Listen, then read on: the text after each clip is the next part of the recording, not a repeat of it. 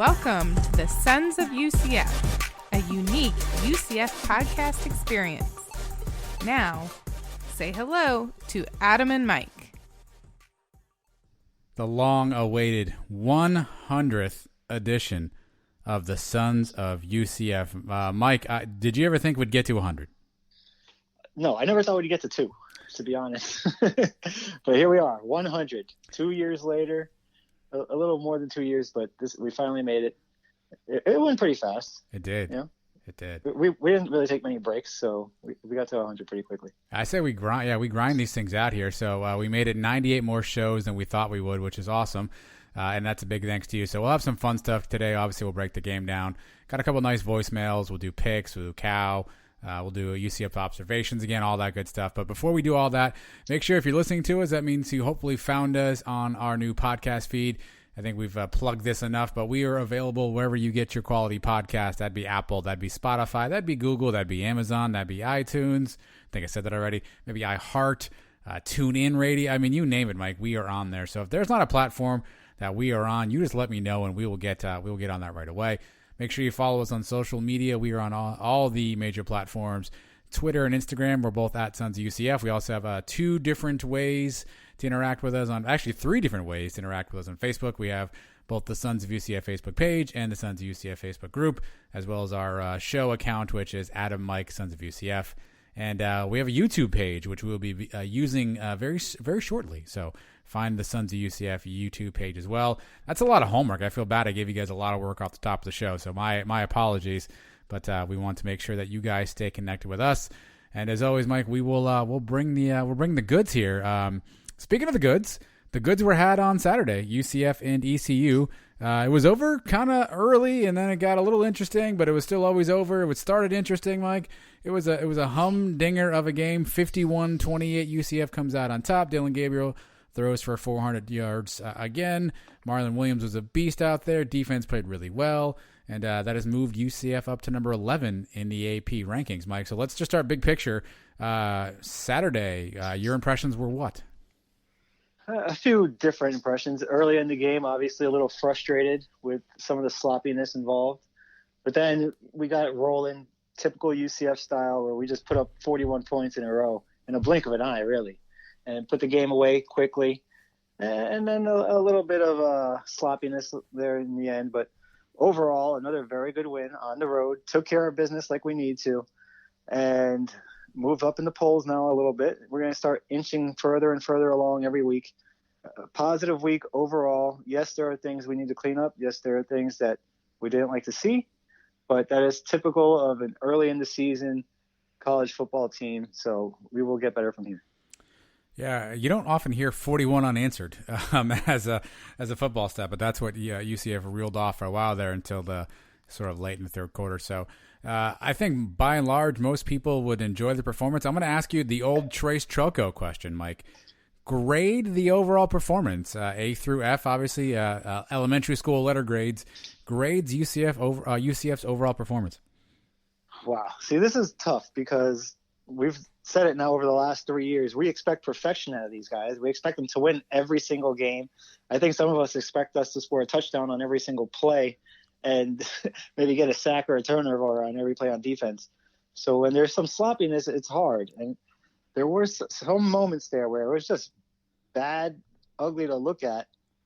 I'm a tough grader sometimes. I was going to say C, but maybe like a C plus, because I know we're capable of just so much better if we really put it together for 4 quarters. Yeah, that's where these things are hard because, if you just looked at the score, let's say you fell asleep during the game, you woke up and you're like, holy crap, we won 51-28, right? You'd probably think we played a great game. And I think many teams in the country would probably kill to win games 51-28. Oklahoma, I'm looking at you. So obviously you look at the score and you go, well, what's their complaint about, right? Is every game perfect? No. Is every play going to be perfect? No. But then you look at some of the things that happened and you say to yourself, okay, while they didn't hurt us in this game, the concern is down the road, these things are going to be a problem. And I know we're going to get into what those things are later on. But I think you also kind of have to mark a grade a little bit because these are repeat issues. So the challenge is I don't know about you, but I don't grade on a clean slate each week, right? Because we've known we have some areas of concern. and those areas of concern didn't really get cleaned up. In fact, they got worse. Now, worse in the sense that they hurt us and they made us lose the game? No, of course not. But worse in the sense that it just got worse? Yes. So I'm going to go in the B minus range. Anytime you line them up and you come out with a victory on the road conference game, it's a good thing. Again, the stats are fantastic, but I do think there are some underlying things. I think you can have two things be right at the same time. UCF played well, and they put a really good hurting on ECU, but there are things that need to be cleaned up, and I don't think we should be shy about saying that both those things are true at the same time. Yep, and the grades are subjective. Obviously, what my opinion and your opinion can vary, just like anybody else. It all depends on your expectations coming into the game. We expected to mop the floor with these guys, and we did for that middle section there. It was just a little bit frustrating when you see some of the same problems arise over and over again. And I don't know when those problems are going to get cleaned up if they haven't been done so already. Well, maybe not all of it's all our fault either. There might be some other issues in there. Well, hopefully they get cleaned up for Saturday night. So we'll reset upcoming week. Saturday, Tulsa coming to the Bounce House, 7:30 kickoff. I think it's on ESPN2 if I have that right. Fans will be in attendance. I think there's 11K strong. That will be allowed in the stadium. We'll see how many people actually are able to make it and want to make it in there. Obviously, Tulsa is a heavy revenge game, Mike. They've had our number for a very long time, including last year. And so it should be one of those games where hopefully UCF comes out at home and they're fired up. But you're going to want to tune in on that. Before you do that, though, don't forget the Sons of UCF pregame show featuring Tres Choco will be live and streaming on Facebook, YouTube, and Twitter about an hour before the game. So 6:30 local time.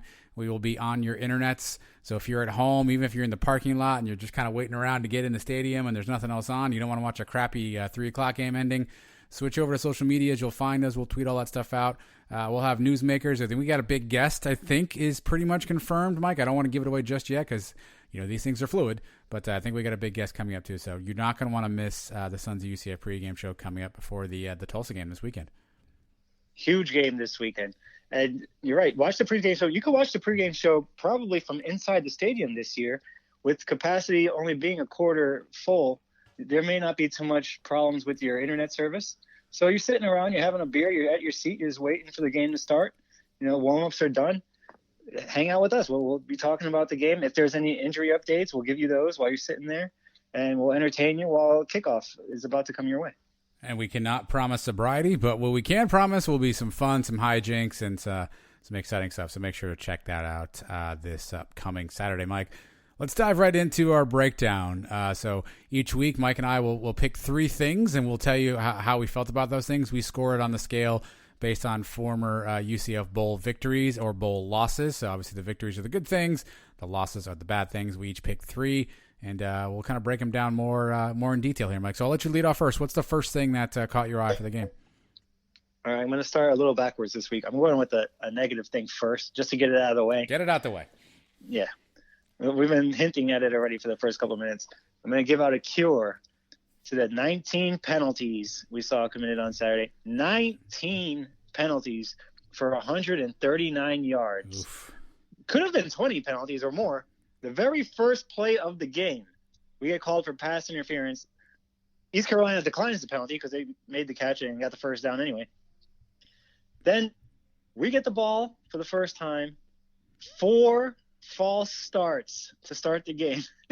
Remember how proud we were of ourselves for the Cincinnati game when game day came to town and we had them have a couple of false starts to start the game? This was 4 times. It was like being in the Twilight Zone, man. I didn't know what the hell was going on. Can you imagine if George O'Leary was watching the beginning of this game, what he would be doing? Imagine him on the sidelines on one of his teams going 4 false starts to start off a game. I think he would have killed somebody. I'm not even exaggerating. I believe you. That's the thing. Then there's another false start later in that drive. 5 false starts on that first drive. And how about this? The second possession, we get it down to 4th and 5. We're going to go for it. 2 more false starts. And then a delay of game pushes it back to a 4th and 20, forcing us to punt. 10 penalties in the first quarter alone. I've never seen anything like that before in my life. We have a penalty on an illegal man downfield on the Hescock touchdown that gets called back. That one might have been questionable. That was questionable. But, 19 penalties. When we discussed the Sunny preseason awards this year, what was the voting? I think we were hoping for under 8 per game. Yeah, I got it right here. Hold on a second. I keep these things printed out. So we asked what people thought would be the over-under, penalties per game. And average, 61% of the crowd said 4 to 7 average penalties per game. We're averaging that per quarter right now. Wait, so we had 19. What do we have? How many do we have first game? Was it 10 or 11?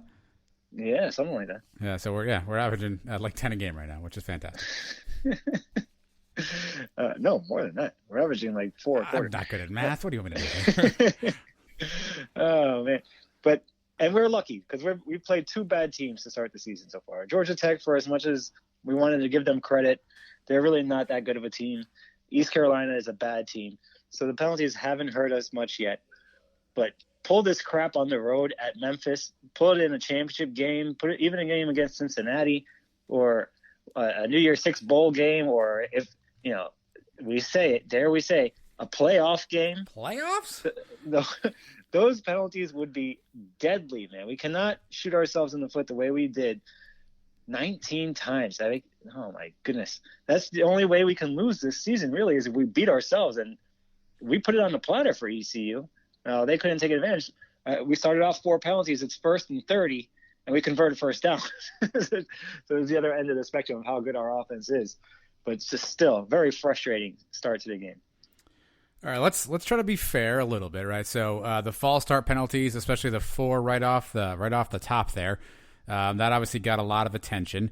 There are some folks who are saying, now I haven't seen this confirmed, Mike, so this was kind of floating around out there in the Twitter sphere and in social media, that the East Carolina defensive players, the line and the linebackers, were mimicking snap counts. They were barking out counts. They were making kind of noises, that they were doing some things to disrupt the offense, and that's why you saw the 4 false starts.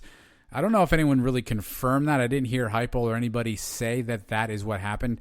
In true Heupel fashion, he was just kind of like, yeah, I got to get better, sharper, all phases of the game, yada, yada. I didn't hear anybody on UCF say that, at least that I've seen. Maybe I've missed it. But that was the prevailing theory kind of floating around out there, was that it was something Tulsa was doing. And if you want to buy into that theory, the TV broadcast showed Heupel getting pretty animated with officials right towards the end of a TV timeout situation. So perhaps he went to the officials and said, hey, they got to knock this off, because after that first quarter, the penalties largely stopped, particularly the false start variety. So I don't know if there's any credence to that, Mike. I don't know if you heard that same theory or conspiracy theory that there's some mimicking going on the snap counts. I did hear those same rumors, but that seems like something very easy for us to just, hey, we'll switch up our count, and then they don't know what they're doing. I guess it's a little weird in an empty stadium. You hear every single little voice, but I don't know if that would make it harder or easier. Wouldn't you be able to tell where the sound was coming from? If it was coming from the defensive side of the line or the quarterback? And Dylan's voice, at least our offense should know it.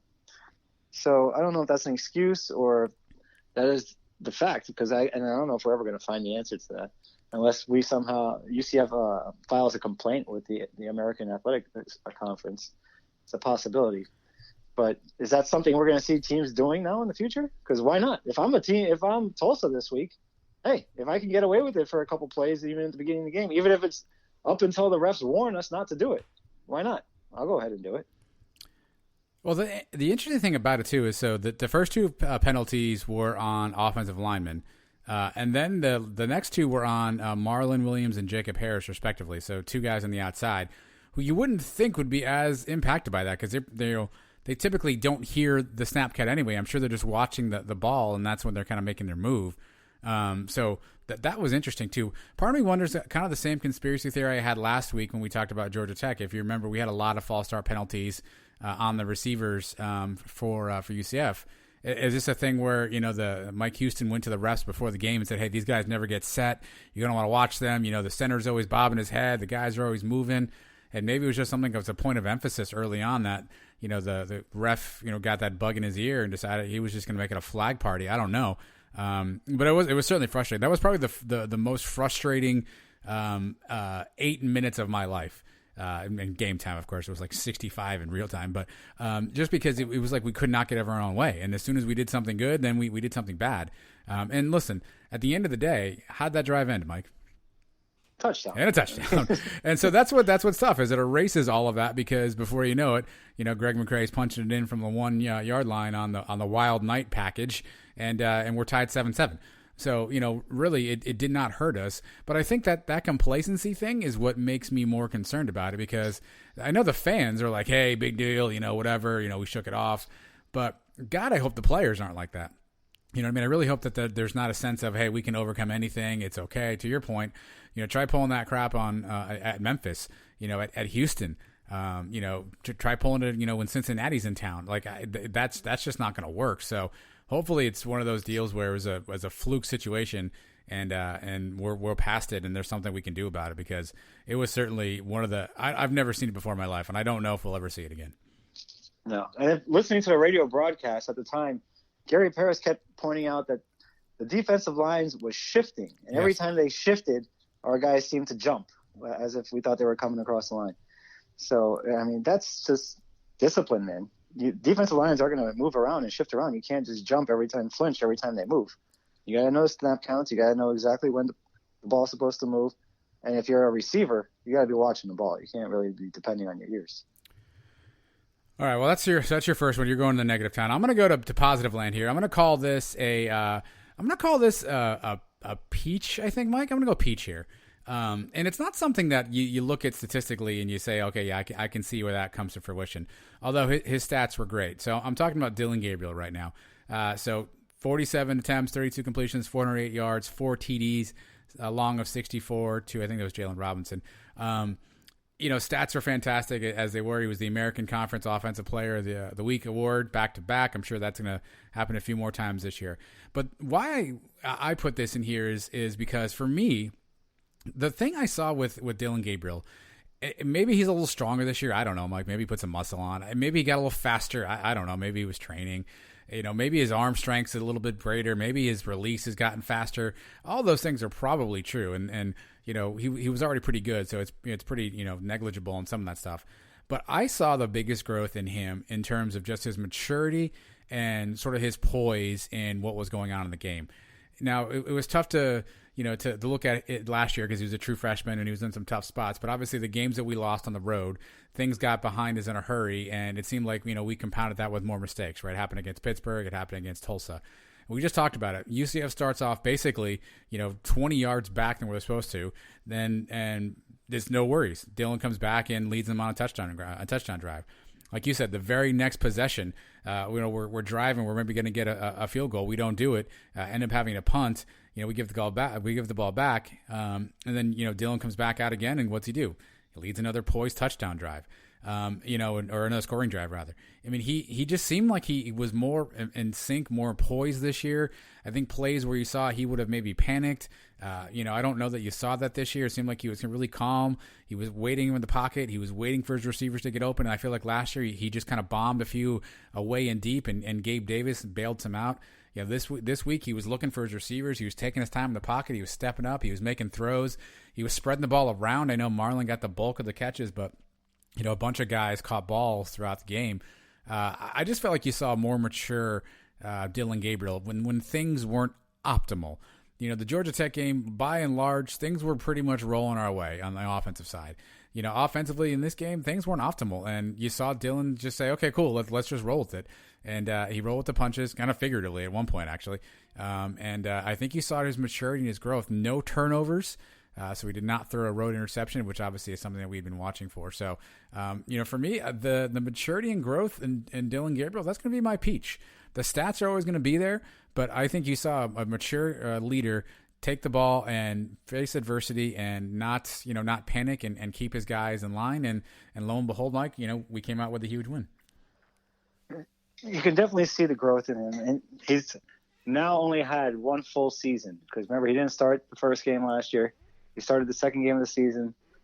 This was the second game of this season. The kid looks unflustered now. No matter what happens, he has guys drop passes, which happened a few times this week. Jacob Harris dropped a couple of them. A couple that could have gone for touchdowns. and he shakes it off, man. He bounces back as if nothing happens. He's putting up unbelievable numbers now. 2 weeks in a row, over 400 yards passing. He went, 19 passes in a row, complete with 19 complete passes. Yep. Completions. It set the school record for consecutive passes completed. Just in a zone. He's in a complete zone. And how about that one play where he got banged up and took a shot to the head? I mean, I was holding my breath because as much as I trust Quadri Jones to come in and do an okay job, I don't know if we have anybody that can play the way this kid's playing it. He's on a Mackenzie Milton level right now, and maybe even he can get better. He may be able to be better than Mackenzie, which is scary to think. But it's so much fun watching him play and see how much better he gets. And I am scared for Tulsa this week because he had a little comment today in his press conference that he's been waiting for this week. He knows what happened last year. He knows what everybody's been saying about him since last year in that game. Look out, Tulsa, because you may see Dylan Gabriel just go crazy on Saturday night. Look out, Tulsa. Here's the series that's not a word, but you know what I mean, that really encapsulated that for me, right? So UCF is up. We're up 10-7. We're driving, and here's the sequence of plays. Ventavious Thompson, 2-yard run. Gabriel throws to Hescock for 11 yards. Penalty and eligible downfield. That gets called back. This is literally from the sort of the play-by-play. Gabriel pass incomplete to Marlon Williams, drop pass. Gabriel middle pass incomplete to Jacob Harris, drop pass. Obarski field goal. So we have to settle for a field goal, right? Then UCF defense holds them, right? They punt to us. Illegal block on the punt return, 10 yards. So we already start 10 yards back. First play, McRae, 7-yard run. Second play, McRae, 2-yard run. Third play, McRae, 5-yard run. Next play, Gabriel, 64-yard bomb to Jalen Robinson. I mean, that sequence of plays right there, I feel like last year, all those things kind of rolled our way, and we were going to we would have thrown a screen pass right on that 3rd and 1, right? We would have had some negative plays. Gabriel just kept us in a rhythm. Like, he just seemed way more comfortable with the offense. One thing I said early on is people asked, I think we talked about it a few times in the show, what did you want to see from Dylan Gabriel in year 2? And what I said I wanted to see was less about Gabriel, more about Heupel. So I think there's hopefully a mixture of Heupel trusting Gabriel to do some of these things more differently or better or take more chances with him. And you're seeing him execute in the field. And I thought it was just a beautiful performance. Again, I know the line wasn't great, but you look at Dylan's game, there weren't many flaws you can find in the game he played on Saturday. And hopefully he starts getting some of that national recognition. Hopefully his name starts being bandied about, Heisman talk, all that good stuff, because he certainly is putting up the numbers. And you're right, this kid, the sky's the limit. And hopefully the sky falls on Tulsa this week. I think you're definitely going to start seeing him get more and more credit as the year goes on. If he keeps putting up 400 yards every week, I mean, there's not going to have any choice but to talk about him, and maybe start getting some Heisman hype. And remember, he's only a sophomore, so he's getting all this hype now this year. Coming into next year, he'll be one of the top candidates for the Heisman as long as he keeps this up. But the most important thing you're seeing it now is taking care of the ball. Went on the road this week, no turnovers. That's going to be a key to the season.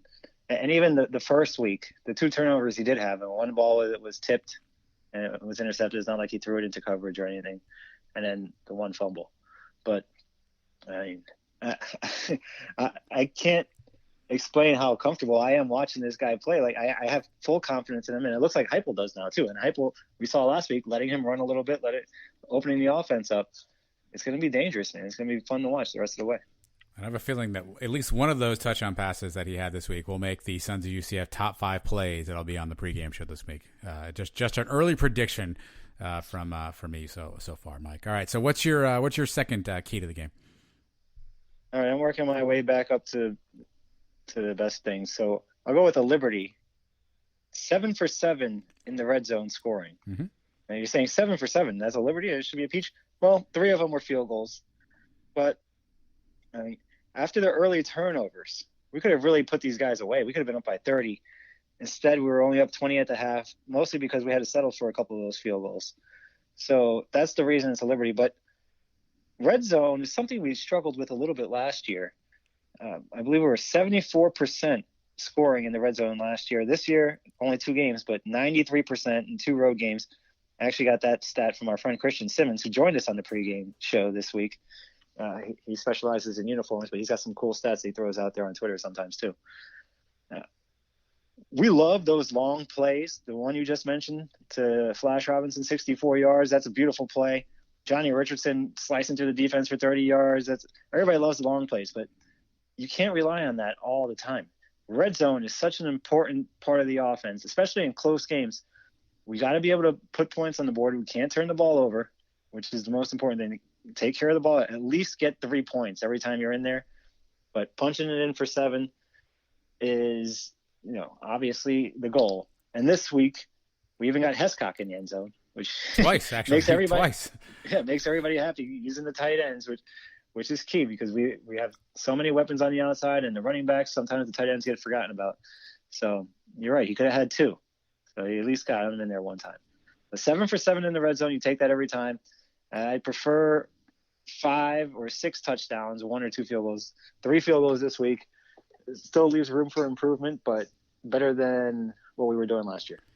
Yeah, I distinctly remember several games last year, Cincinnati comes to mind, where it almost seemed like we got constipated when it was near the goal line because, obviously, it's Heupel's offense it's fast, it's quick, we're getting tempo. Well, when you're on the 7, it's really tough to get tempo, right? It's really tough to get momentum. And so that's where we saw, I think, the offense bogged down a few times last year. And so you're right, to see the offense continue to free flow, and some of those were short yardage plays, the play to Hescock, obviously the run up the middle from McCray on the sort of the wild night formation. So, some of that stuff obviously was from closer in, but, I think that's a key stat this year. If we can continue to stay, aggressive in the red zone and not let sort of the field shrink what we do on offense, and we don't rely just on those stupid bubble screens and, all that other stuff, and Heupel will allow some of that creativity. Both those plays to Hescock were actually very creative. I mean, they were very good, well-designed plays. He was wide open on both of them pretty much. I think he walked in untouched on both of them, if I remember correctly. And so it's some of that creative stuff that if we can continue to see Heupel throw that out. We saw it against Georgia Tech, sort of the back shoulder, end zone sort of direct line fade that Marlon caught in both games. Those were kind of both short in throws. So if we can continue to see that, UCF's offense is obviously very potent between the 20s. But if we can now put it together like that inside the 20, I think, more points, and if that's even scary to think, more points are going to come this year. That wild night play that they ran with McCray, I didn't see that coming at all. And it didn't look like East Carolina saw it coming either. When I saw Dylan run out to the side to wide receiver, I thought for sure it was going to be an easy touchdown because McCray, with the blockers lined up, they just didn't have enough numbers to get him down, and he only had to go a yard. So we may see more of that package, and maybe even with R.J. Harvey, the transfer from Virginia, who has experience throwing the ball, running the package kind of like we expected Brendan Wimbush to do last year, somebody that can actually complete passes and run the ball. Cheap shot. Dangerous combination. Yeah, you're not wrong. And by the way, R.J. Harvey snuck on the field, so I guess he's eligible. And Greg McCray, we know we were curious about his injury. Looked like he was all systems go this week as well too. So Antoine Collier also played. I know that was something we were looking at coming into the game. Trey Nixon and Parker Boudreaux did not play, so we at least got an injury update. And Harvey was the only transfer we saw on the field. So still don't know the clarity on what happened, why some guys are, some guys aren't. I assume maybe there's some academic stuff. Who the heck knows? But it was good to see some of those guys out there on the field. For me, here's my second. I'm gonna call this a liberty as well, and it really could be a peach. But I mean, I guess maybe I'm a hard grader as well. I'm going to give it to Eric Gilliard, middle linebacker for UCF. His stat line was pretty impressive, Mike. He had 6 total tackles. He had 2 tackles for a loss. He had a fumble recovery, and he also forced a fumble. I think he had the same on the same play there. Actually, no, he did not. He had the fumble recovery that was like right at Holton Ayler's knees, and Ayler's just kind of bent down, and you saw Gilliard dive in for the ball. Another one that he just had a really clean hit on the ball too. So he's a kid, Mike. I know 2 years ago I was really high on him because he came in and he played in spot duty when Pat Jasinski was out for a while. I thought he played really well last year. I don't know if he had even the season he wanted to have. So he was somebody that I had earmarked coming into the season. So it was good to see him just kind of making plays all over the field. He was around the ball a ton. Again, he had that one big turnover that he forced, and then the fumble recovery that he just really out-hustled the team for. But obviously, the front four, is going to continue to get some pressure, and obviously they're going to chew up blockers, and that's going to pave the way for our linebacker. So it was good to see Eric Mitchell, the other linebacker, at 8 tackles. Gilliard had 6. Aaron Robinson, who's kind of like a de facto linebacker, he led the team with 8 tackles as well. So it was just good to see Gilliard out there. Again, he's a guy that I've rooted for. He's a smaller linebacker, but I think he's got a ton of potential, and I was glad to see him get out there. And all in all, Mike, I mean, listen, we want to bang on the defense a little bit. I know we kind of keep throwing around that bend, don't break concept, which is kind of like a backhanded compliment, but they pitched a shutout really from the first quarter all the way to garbage time, all the way through there and to the end of the third. Opportunistic with turnovers. They made big plays when they needed to make big plays. We talked a lot about these receivers on our pregame show that ECU had. We knew the names. C.J. Robinson only had 2 catches. Blake Pearl only had 2 catches. Taylor Snead only had 2 catches. And so they certainly did their part. Yes, there was a little bit bend don't break. Only gave up I think the leading rusher had 76 yards for East Carolina, so didn't have a 100-yard rusher. Holt Naylor's under 250 yards passing. So ultimately, the defense played pretty well, all things considered, Mike. And I think Eric Gilliard was a big reason why. Yeah, a lot of big hits in this game, and like you mentioned, forced a fumble. It's good to see the linebackers playing well, because that was kind of a question mark coming into the season. Everybody was so sure about the secondary being our strongest unit. Linebacker was a little questionable, and it's good to see those guys get off to a good start. Eric Mitchell has been consistent for his whole career. Now Gilliard, you see stepping up. Some of the young guys coming in have a good game too. So, yeah, I enjoyed watching that, and it kind of leads me into what I was going to go with next, if you want us to just stick into the same category. Let's just roll ahead. Because I'm giving out the peach second week in a row to the defense for causing the turnovers they did. 4 more turnovers this week. 3 of them were fumbles, 1 interception. And the fumbles, like you were just saying with Gilliard, those are just textbook hits, man. We're hitting the helmet right on the football. We're punching the ball out right on time. It was great. And the timing of them were perfect too, because early in the game, when the offense is shooting themselves in the foot, committing all these penalties, the defense is just getting the ball right back. After 1 play, 2 plays, the ECU kept fumbling the ball and we kept picking them up. So up 41-14, East Carolina is trying to make it a 3-score game going into the fourth quarter, maybe make things a little interesting. And Richie Grant with an interception. And that's huge seeing Grant do that. Remember last year, he didn't have an interception until the Gasparilla Bowl. Whereas in 2018, he had 6 interceptions. He's a ball hawk. If he gets a chance, and you saw on that play, him just go up and run the route basically like he was the receiver when the ball was intended for him. Great catch. He already has 2 fumble recoveries on the year, so he is a turnover machine, Richie Grant. And it's good to see him get back in the mix now with the turnovers this year. Defense overall, I mean, we talked about it on the pregame show. How many turnovers were we expecting this week? I was kind of hesitant to even say 3. And here we go with another 4. If that keeps up throughout the whole year, I mean, there's no way we can lose games unless we turn the ball over 8 times. If we're plus 2 or 3 every week, I don't care how many penalties we're committing. We're still going to win the game, right? Because pretty much we would commit 4 or 5 penalties. East Carolina would get the ball and give it right back to us. So, I mean, turnovers is such a huge part of the game, especially with our offense. If we can make teams pay for it, there's no way they can overcome that. Yeah, it was good to see some of those guys too get some minutes. Some young guys, Quaden Mosier we saw out there. Quadric Bullard, who's a young player. He actually was second on third on the team with tackles. I think he had like 6 or 7 tackles. So it was good to see some of those young guys get out there too. We saw the young linebackers, Tatum Bethune and John Baptiste. They got out there. They got some run. So yeah, that was the other bright side, is you got to see some of the younger guys get in there and play really well. Keenan Hester, who's a guy that we had talked about a little bit. He was a name that we heard. He only had 1 tackle, but it was a sack, Mike. It was only one of the 2 sacks UCF had in the day, and one of them was by Keenan Hester, another young guy. So I was encouraged to see some of those young guys get in and get some run and play well. We saw Josh Celiscar the week before. Didn't have as big a game, but it was probably tough to come back off a game such as that. But all in all, the young guys on defense really stepped up. It was cool to see those guys out there making plays. One thing I noticed, that one guy I didn't see much, and looking at the stat line, I think he only played like 19 plays, is Morris Brash. I was just going to ask you that. Yeah, I was just going to ask you that. So I'm looking at the season stats to date so far. And look, I had a little bit of fun at Cam Good's expense during one of our shows because he only had 7 tackles last year. He already has 3 right now, so he's on pace for, I don't even know how many that is, but more than 7. Right now, Morris Brash, 3 tackles. That's it. No, he's got no hurries. He's got no sacks under his belt right now. That, to your point, he's not getting a lot of PT, Mike. I don't know if this is one of those deals where we should be concerned. It's always a red flag when a coach says something to the effect of this guy can be great if he wants to be great. But you're right, we haven't really seen or heard his name called much through 2 games. Well, that was the first red flag. A couple of weeks ago, before the season even started, was it Randy Shannon or wasn't it? It was one of the other defensive coaches, right?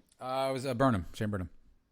And he came out and had that comment, which kind of raised some eyebrows, especially you brought it up. Does that mean he's lazy, this kid? I mean, we don't want to label him yet.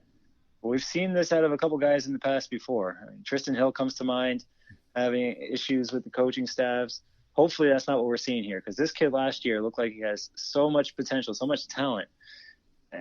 Just to put it all together, get him on the field a little more and see what he can do. But if he's not putting in the effort, if he's not doing what he needs to do during the week, he's not going to get the snaps. And so far, that's what we're seeing. I mean, 19 plays.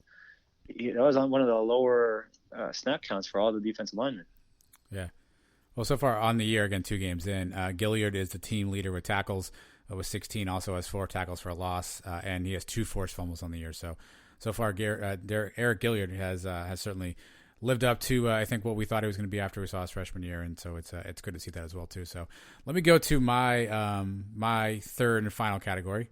And we've had some fun at this guy's expense, Mike. And so I feel like it's only justified. I'm going to give this a Liberty rating, just because of the yardage. But Daniel Obarski, he got in there, and so we were obviously, first off, we were concerned about his kickoff abilities. We saw a lot of them float out of bounds last year. He had 10 kickoffs in this game, and Mike, not a one went out of bounds. And again, I know that seems like, wow, big deal, Adam. Not supposed to go out of bounds, right? But obviously, we saw this kid struggle a lot last year, and so to basically go 10 for 10 is great. He had 4 that were touchbacks. It seems like he can get the ball into the end zone when he wants to. I don't know if there's strategery on the part of the Knights on sometimes where they want him to kick it out of the end zone and sometimes where they want him to put it in play. I don't know if that's just kind of random where the wind or how well he gets the ball. But 10 kickoffs, not a single one went out of bounds. And again, I'm being tongue-in-cheek there, but obviously with the struggles, it's good to see that. And he got 3 field goals, Mike, 26, 33, and 31 yards. Again, we didn't know what we were getting from a field goal perspective. He obviously didn't get a chance to kick field goals. I think he had 1 garbage time field goal last year. So it was a kind of an up-in-the-air thing on what kind of kicker he would be. And he looked pretty solid, Mike. It wasn't like he was shaky on any of those kicks. His first, I guess those were his first 3 field goals this year, right? Because I don't think he had it against Georgia Tech. So it was good to see him get out there and put 3 through the boards, through the uprights. Again, not the longest yardage, but we've had some fun at his expense. So I feel like it's only our honor, our duty to make sure we call out when he does well. And so I'm going to give Obarski a liberty for the game. Hey, the kid's been perfect so far through 2 games, right? How many kickoffs total, and none have gone out of bounds? And every single extra point. 18 for 18 and 10 touchbacks. Right, and how many extra points? He's been perfect on those, and now he's 3 for 3 on field goals. You can't ask for anything more, unless you want every single kickoff to go out of the back of the end zone, which, like you said, is probably not the plan all the time, because you want them. Typically, you like to get a lot of hang time, let them catch it at the 1. I guess they can do the fair catch now if they want, and then just try to tackle them inside the 20 would be the best thing. But he's been great so far. Nothing to get on him about. Hopefully, we're going to see at some point there's going to be a higher pressure kick. That's when we'll know. Or even a kick with a little more distance, something in the 40s, maybe a 50-yarder. He gets 1 or 2 of those, and he's well on his way. But, a high pressure kick, whether that be to win a game or even at the end of a half to get into a game, to get back in a game, stay in a game, or give yourself those extra 3-point lead. That's when we're going to know a little bit more about him. These kicks this week were a little easy, but those can be missed too. I've seen plenty of college kickers miss easy kicks, especially you're off on the hash mark and you got a bad angle, or you don't get enough height on the ball and it gets blocked. We've seen plenty of those. We've seen it. The Georgia Tech kicker. How many times has he gotten kicked block already this year? So good start for Obarski. Happy for him. Yeah, and this isn't what you want. I mean, it's kind of like a free throw shooter, like an NBA player. You want to see your first, couple of ones go to the uprights, right? So, God forbid his first kick was a pressure kick, 50-plus yarder, trying to get in at halftime, and he misses it. Maybe his confidence goes down from there, right? So you kind of get a couple, easy layups, if you will, and he sees the ball go through the uprights. He's obviously having success on PATs, like you said, 13 for 13. Kickoffs, obviously, he's been pretty busy, so maybe it's just what he needed, just kind of ease into the season, and maybe it's the best thing possible. I mean, we know this kid's got the leg. It was sort of the accuracy that we were kind of wondering about. Maybe he's worked hard in the offseason, and maybe we've got ourselves another, kind of diamond kicker here. We've been pretty fortunate, Mike, with kickers. Prater, although his college career wasn't probably as good as he wanted it to be, but Moffitt, Prater, Wright, even Dylan Barnes last year was solid. We've been pretty fortunate in the kicking game. Hopefully this is another in a long line of great UCF kickers. We hope so, but it only takes that one miss for people. And that he sucks. Yes, exactly. I mean, Matt Prater is going to be a borderline Hall of Famer, and what do we remember him for? He missed the extra point in the Hawaii Bowl. Sure so you miss one when it counts, and you're in the doghouse forever. But as long as he's consistent, that's all we can really ask for out of this kid. All right, I think we got all 3 years, right? We did all 3 years. We did all 3 of mine. So that's our game breakdown. Again, we tell you what we saw, and hopefully it's something that maybe we made you think about. So sit tight for just a second. We're going to put a commercial on right here, so indulge us for a quick 30 seconds. And when we come back from that, we're going to do our new segment again, UCF Observations. Listen to this commercial, and we'll be right back. All right. We got news. We got notes. We got thoughts. We got opinions. We write a lot of stuff down during the game. A lot of it we can't read because it's a little illegible as the game gets on. But these are UCF observations, quick little one-liners, one observation, one thought that we had throughout the game. Mike, I'll let you kick off. Give me your first observation. All right. Bloody Marys at 11 a.m. for the pregame show? Why does everybody complain about noon kickoffs? I don't get it. What's wrong with Bloody Marys at 11? I mean, nothing wrong with Bloody Marys at 10. That's a lot of tomato juice. I'm not a huge fan of tomato juice. Here's what I got. Add more vodka next time. That's fair enough. Here's what I got. Johnny Richardson can scoot. Yes, you can. All right, down 7-0 to start the game. Again, I'm seeing a trend here. First possession Randy is on the hot seat. All right, Holton Ahlers. Listen, I respect the hustle and the drive. I know it was a pandemic and all, but dude, maybe next time try deadlifting 2 cinder blocks. I don't know. I feel like the 1 cinder block deadlift they showed there, I just wasn't scaring me. That's all. 4 false starts to start the game with 0 people in the crowd. I wanted to rip my eyeballs out watching that. ECU receiver CJ Johnson, fake tough guy. That's it. I'm gonna say, Mike, fake tough guy. The first pass of the game, he caught a nice pass. He got up. He was yelling at Zamari Maxwell. I actually thought the flag was gonna be on him for taunting, but it wasn't. Next play of the game, he blindsides somebody, gets called for a penalty, and then he goes without a catch for the next 3.5 quarters until he finally catches a garbage time touchdown. Here's a guy we heard a lot about, and really all I saw him do was nothing. So CJ Johnson, fake tough guy. Nice. Dylan Gabriel had 100 passing yards on a drive that went 75 yards. That's interesting. Let's see Chuck Norris do that. Well, that's my next one. Ready? UCF flag.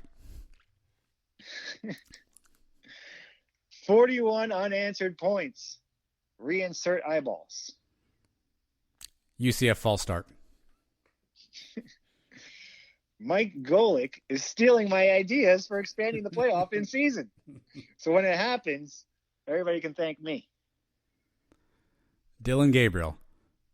I'm going to need you to never tackle another human being ever again. Never make any effort to tackle another human being. If another human being is coming towards you in a manner that you think to yourself, I might want to tackle this guy, just don't. Just fall to the ground. It's going to be okay. So you'll just run off to the sideline. Just get out of Get jail. up to 6 points. I'm going to need you to never wrap your arms around another human being ever again. Yeah. Oklahoma lost. They better be careful. Only 4 or 5 more of those, and they might be out of the top 25. False start on the offense. 5-yard penalty. Repeat the down. Sorry, I just want to get it out of the way. Arrogant Gator fans are back. They are back. They are back. And here comes the whole Kyle Trask as the next Joe Burrow thing, too. God, I do not want to hear that in my life. The AAC refs, where we turned 15-minute quarters into an hour of football. Florida State and the Cows. ESPN bottom 10, collision course. Who wins that game if they ever play each other? Nobody. Nobody wins that game. We all lose. Yeah. Exactly. Mike, the refs threw so many flags. I think that the yellow butterflies must have thought there was a family reunion because there was a bunch of yellow butterflies just fluttering about the field. Maybe they just saw the yellow and was like, oh, it must be a family reunion situation because I can't figure out why else all those yellow butterflies were there. Well, you already told us he can scoot, but Johnny Richardson, It's good. he's going to be special. Hey, Mike Golick, thanks for nothing, buddy. Right? You said if there was a blowout, you'd work us in there. I was thinking it was over by the second half, but before the second half even started. And we can't get one minor Sons of UCF drop. We can't get one, hey, I was talking to some UCF guys this week. Even if you didn't say his by name, we would have knew you were talking about us. We can't get nothing. So, Mike Golick, thanks for nothing, buddy. Yeah, not even when the game switched over to ESPNU. I mean, come on. East Carolina calling a timeout with 30 seconds left, down by 30. You could just see all the degenerate gamblers losing their freaking minds. I was talking to one of them at the time, too. It was pretty funny. That was kind of crappy. Mike Norvell might want to stay in quarantine another week. He just might want to stay in. I hope he's okay, by the way. I hope his health is fine. But he might want to keep himself in quarantine. Yeah, things are ugly over there. Ugh. The 100th episode of Sons of UCF. That's 99 more than I thought we would do when you pitched the idea to me a couple years ago. Like, nothing makes me more tired than watching Anthony Montalvo chase the quarterback. Because I feel like he's so close every time, and he's going to get it, and then the quarterback just throws the ball away. And then I get tired watching him run.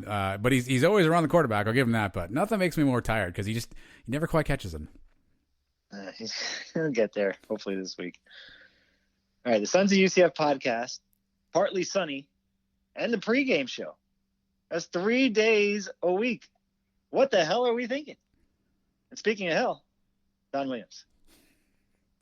Last one for me.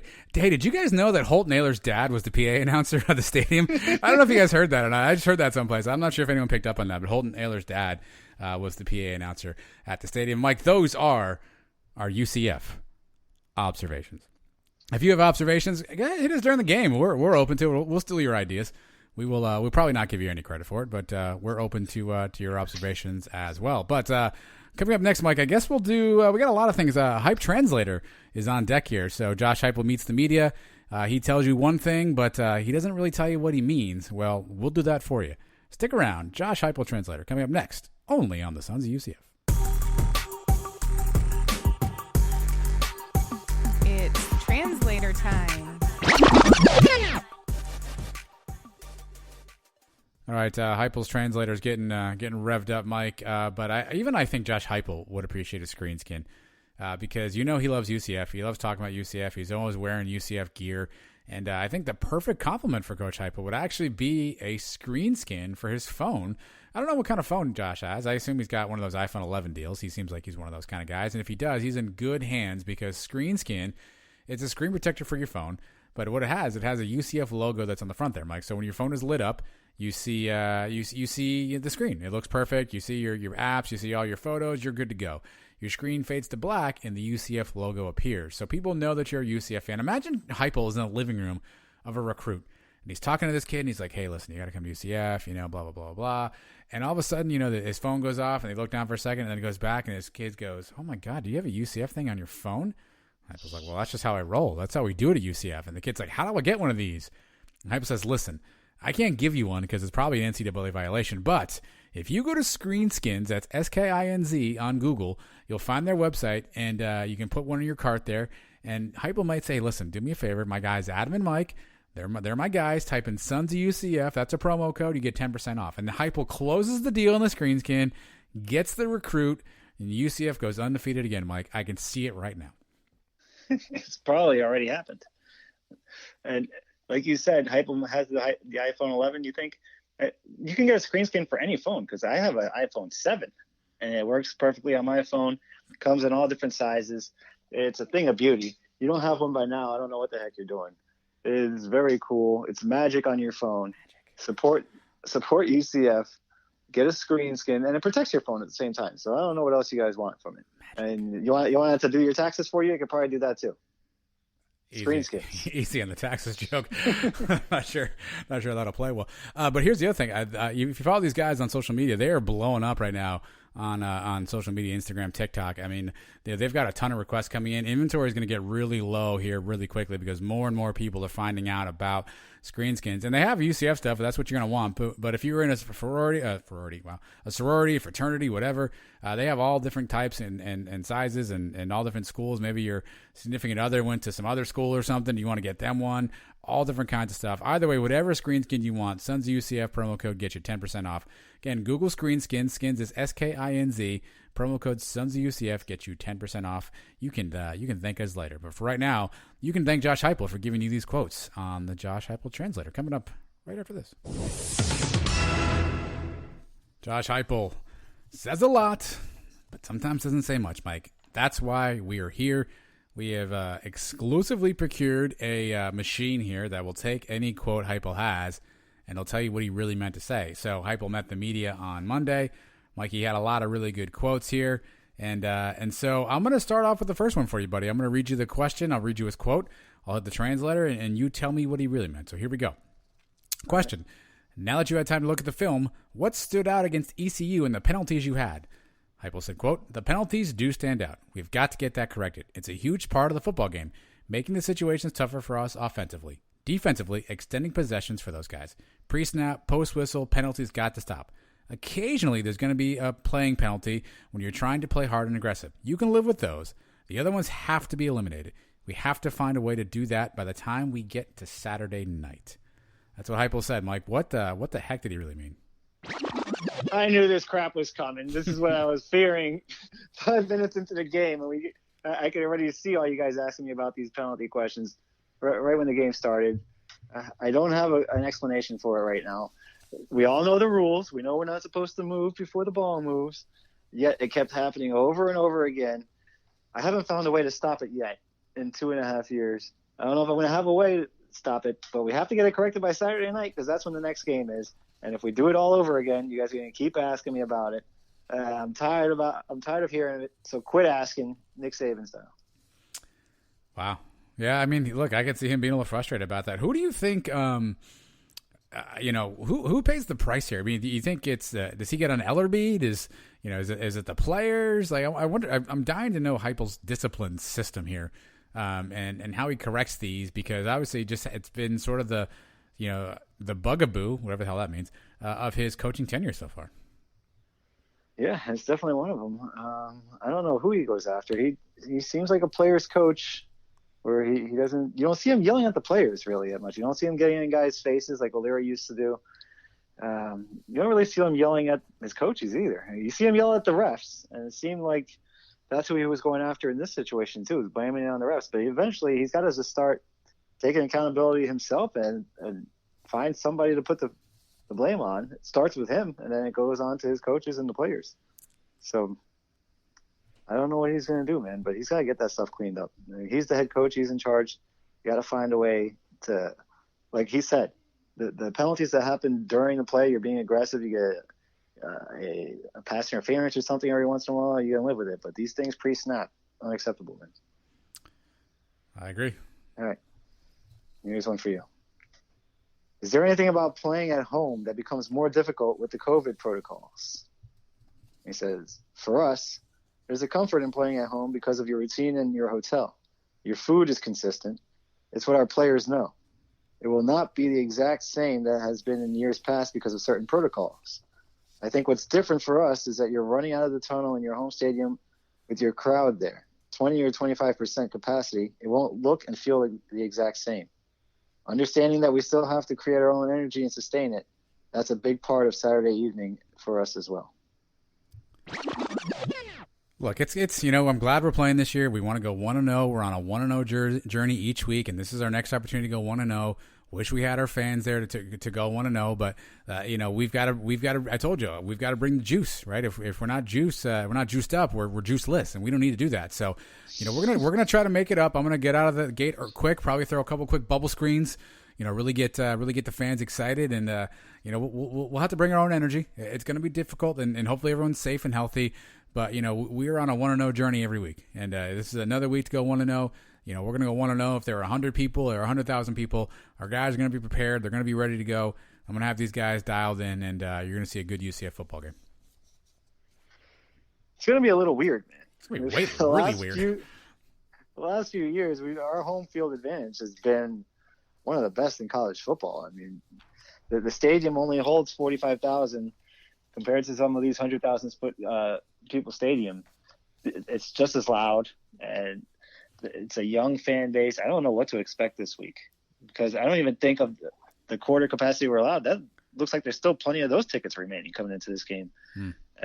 It could be pretty sparse out there, but you know what? You're gonna have the diehards. You're gonna have the people that don't care about their health that are just gonna go out there and support the team and do whatever it takes. And it'll still seem, I think on TV, you'll probably hear the fans pretty good, but being there has got to be a big difference, man, because that place is rocking. When these guys come out of the tunnel, they can feel the whole building shaking when they're in the locker room before they even come out.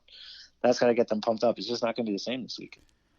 Look, I'm going to level with you, just me and you talking here. I've certainly have been somebody who wants people to be safe and healthy.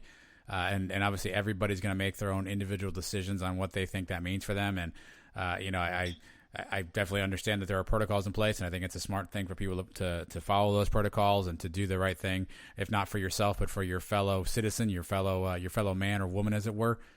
But this week is going to bum me out, man, because to your point, I should be turning on this game 7:30, seeing the bounce house rocking, everybody packed elbow to elbow, swinging their keys if they still do that, bouncing to Zombie Nation, just hearing the crowd go wild for the first time the Knights take the field, just seeing the energy when we rip off that first touchdown drive in 1 minute and 5 seconds. And it sucks that it's not going to be that way, man. And it's kind of been getting to me a little bit watching some of these other games, obviously not the UCF games as much as, we were on the road for those, but even watching, some of the NFL games, and you're used to just hearing the crowds and whatnot, and you're like, oh man, it really kind of bums you out. I think this is going to be the first week it really kind of gets to me where it's like, man, I don't want to ignore the fact that obviously there's some major things that are at play here, and there's a reason why we are where we are, but this one's going to bum me out, man. Yep. I mean, I guess we could go to the game if we wanted, but it wouldn't be the same when you're there either. It's just not. The people that are going, you can't tailgate, you can't hang out before the game with your friends. That's a big part of game day, especially for, I was thinking about going, and my wife actually wanted me to go. She wants to take me. She wants to go with the kids and my mom, and I kind of told her no, because way to put your foot down, buddy.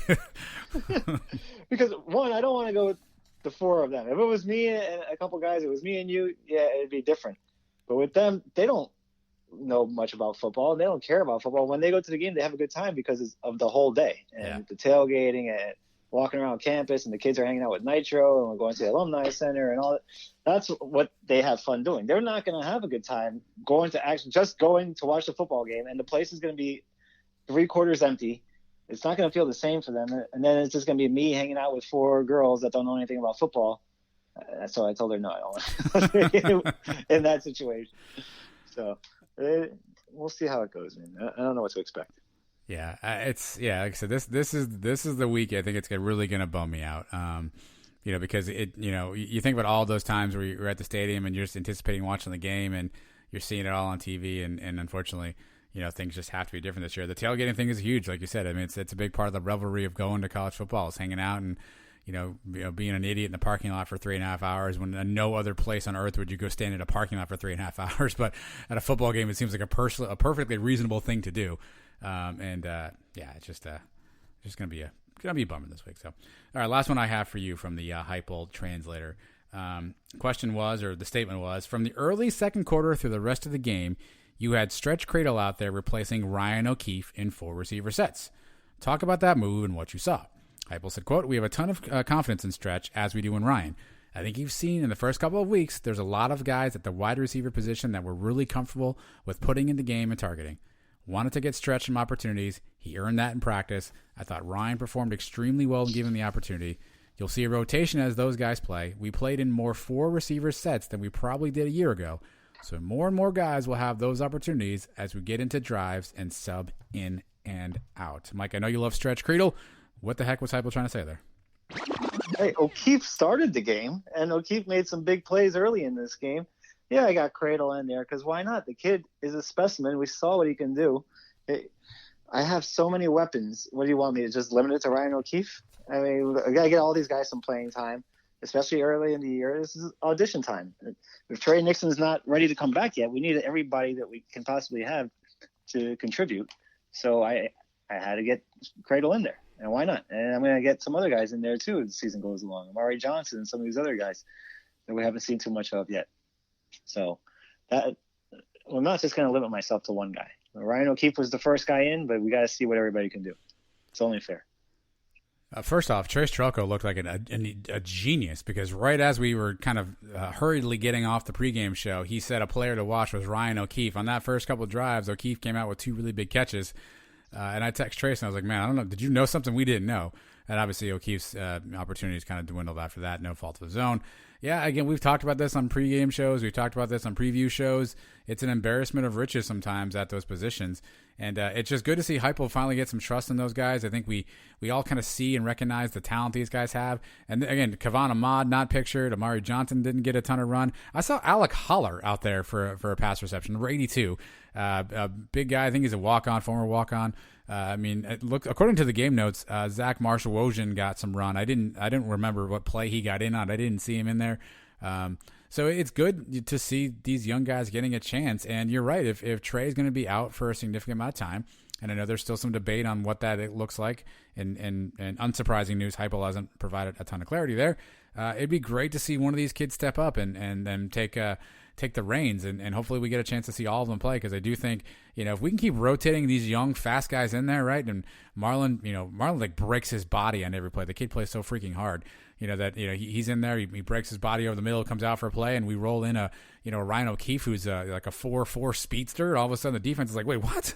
This one guy went out, now this guy's fast too? Like, what the hell are we doing here? I mean, I can just imagine the confusion on the back end of the defense when we just keep rolling in 4-4 guys to burn past people. So hopefully Heupel finds a way to get them all involved in the offense, because I do think we have a lot of weapons out there. Yeah, it's almost too much to keep track of. So, I mean, can you imagine a DB's like, oh, finally that Jalen Robinson's out. Who's this guy for? O'Keefe, never heard of him. Right, and all of a sudden he turned around and he's running past you, right? all right, first down. Okay, cool. All right, Marlon Williams, this guy's a beast. Okay, oh, who's this guy? 13, Cradle, never heard of this guy. Yeah, he's probably got nothing. All of a sudden he just leaps up over you like a pterodactyl and makes a catch, right? You're like, oh, who's this guy? Right, and then you throw in Jacob Harris. Jacob Harris, I mean, God, I love Jay. Like, he's on the all getting off the bus team, right? Because you see this guy, he's 6'5", he's a huge guy. He made some catches down the stretch, Mike. He wasn't just go route Jacob this particular game. He had a couple of pretty tough drops, but he definitely made some improvement. But I mean, again, we go from some fast speed guys to power guys like Marlon to pterodactyls like Jacob Harris and Stretch Cradle. If I'm a DB, I'm just like, uncle, my ankle hurts. I got to come out, because I don't even know what you do after a while. Yeah, I mean, basically, it's impossible to cover all these guys. It really is, unless you have one of the top secondaries in the country. I don't know how you stop them. And even when you do that, you still got the running backs to factor in. So. Yeah, if we get blocking, right, and DG has the time, and then even if obviously we're not going to run a pass play, and all of a sudden the DB's running downfield with a 4.4 Ryan O'Keefe and turns around and Greg McCrae's full head of steam at him, you know what I mean? Like, it's a problem if we can get things right, and that's probably why I think a lot of people, us included, are so tough on the grading of some of these things, because we recognize that if we could just get things clicking, I mean, it's probably a literal impossibility to stop us. Right. I mean, in all honesty, not even trying to be a homer, it's probably a literal impossibility to keep us down for an entire 60-minute game if we have things clicking. And so it's tough when we have sort of the self-inflicted wounds, because we know that, there certainly are things we could definitely do better. Right. Well, last one for me. Speaking of one of the weapons, what's the status of Otis Anderson? How is he feeling after the game? Looks like he got nicked up. Bit of a surprise answer here. Yeah, got nicked up early in the football game. We haven't been back on the practice field, but this morning was light jog and lift. I full anticipate being 100% here. Well, I didn't say here when, right? I said here in 2020. I mean, who knows what here means? Here can mean next week. Here can mean in a minute. Here can mean in an hour. Listen, we have a lot of faith in the guys we have in the backfield, and I'm not telling you who's running anyway, because why would I do that? I'm not telling you who's playing. I don't tell you who's playing. I don't tell anybody who's playing. I don't tell them they're playing. I don't even know some of their names. I just call them by code names because I don't want to get involved in all of this stuff because, we've got guys, and I'm going to play who I want to play. And, yeah, he might be. He'll definitely be 100% at some point. So stop asking me these questions. I'm not going to tell you who's playing.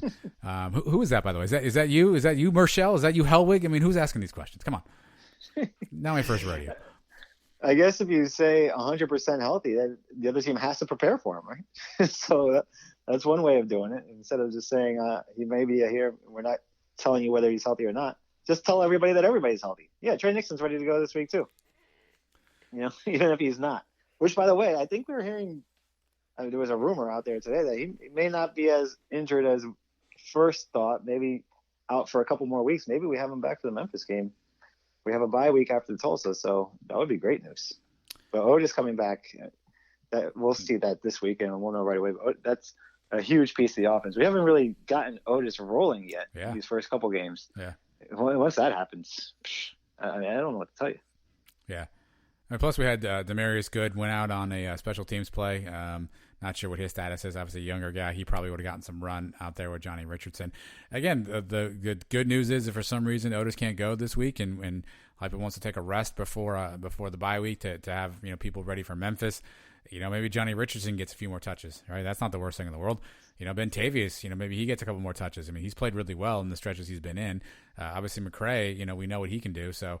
Maybe Heupel rolls the dice and tries to rest these guys, one more week, gets the bye week and then says, okay, we're going to be fully loaded rolling into to Memphis. So, again, I think if it was I don't even know if anyone knows where he got injured, how he got injured, what he got injured. I think I saw something on Twitter that it was some sort of a potential like an upper body injury, maybe a rib back situation. So who knows what that holds, but I guess if Heupel's going to come out and say he'll be 100% here soon, I assume, he didn't say that about Trey Nixon. He could have, but he didn't. So maybe that bodes well. But, to your point, if Otis gets rolling, stop the presses. My goodness. Right. Actually, I thought Marlon looked pretty good back there returning punts. He seemed comfortable and pretty aggressive back there. So that was good to see. The only thing I don't like about us doing that, though, and same thing with Otis and Marlon is, not that those guys aren't big, strong, durable guys, but, they're also big parts of the offense, right? So anytime you have a punt returner back there, that's somebody who could get injured. And I hate to lose Marlon on a punt return or Otis on a punt return.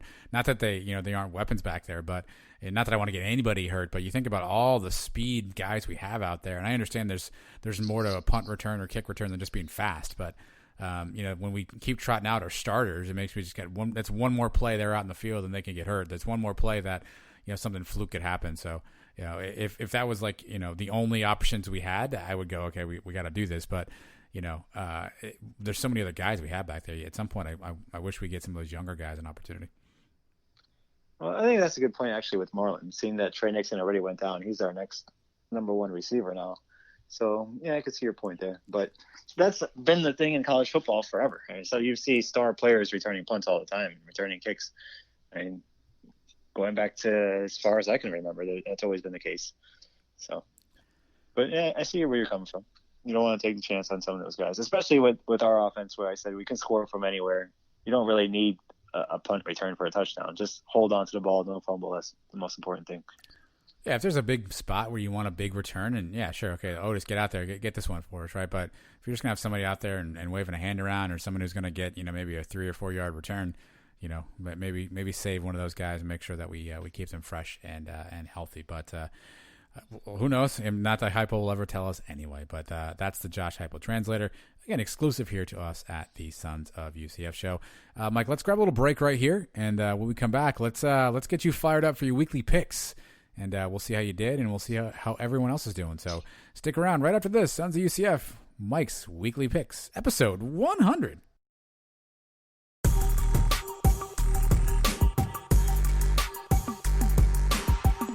Mike versus everybody. It's time to recap the weekend that was for our beloved UCF Mike. If you're not familiar, here's what Mike does every week. He picks some games that have some connection to UCF. Maybe it's a conference opponent, somebody we're playing down the road, or somebody maybe in the state that's close to us, and he just wants to pick on. Mike has a wide breadth of games he likes to pick.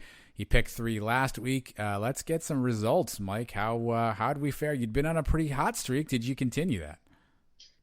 Well, I kind of got ripped off this week. Oh, yeah, so you did. Okay. There were 3 games that I picked. One of them did not get played, the Cows and FAU.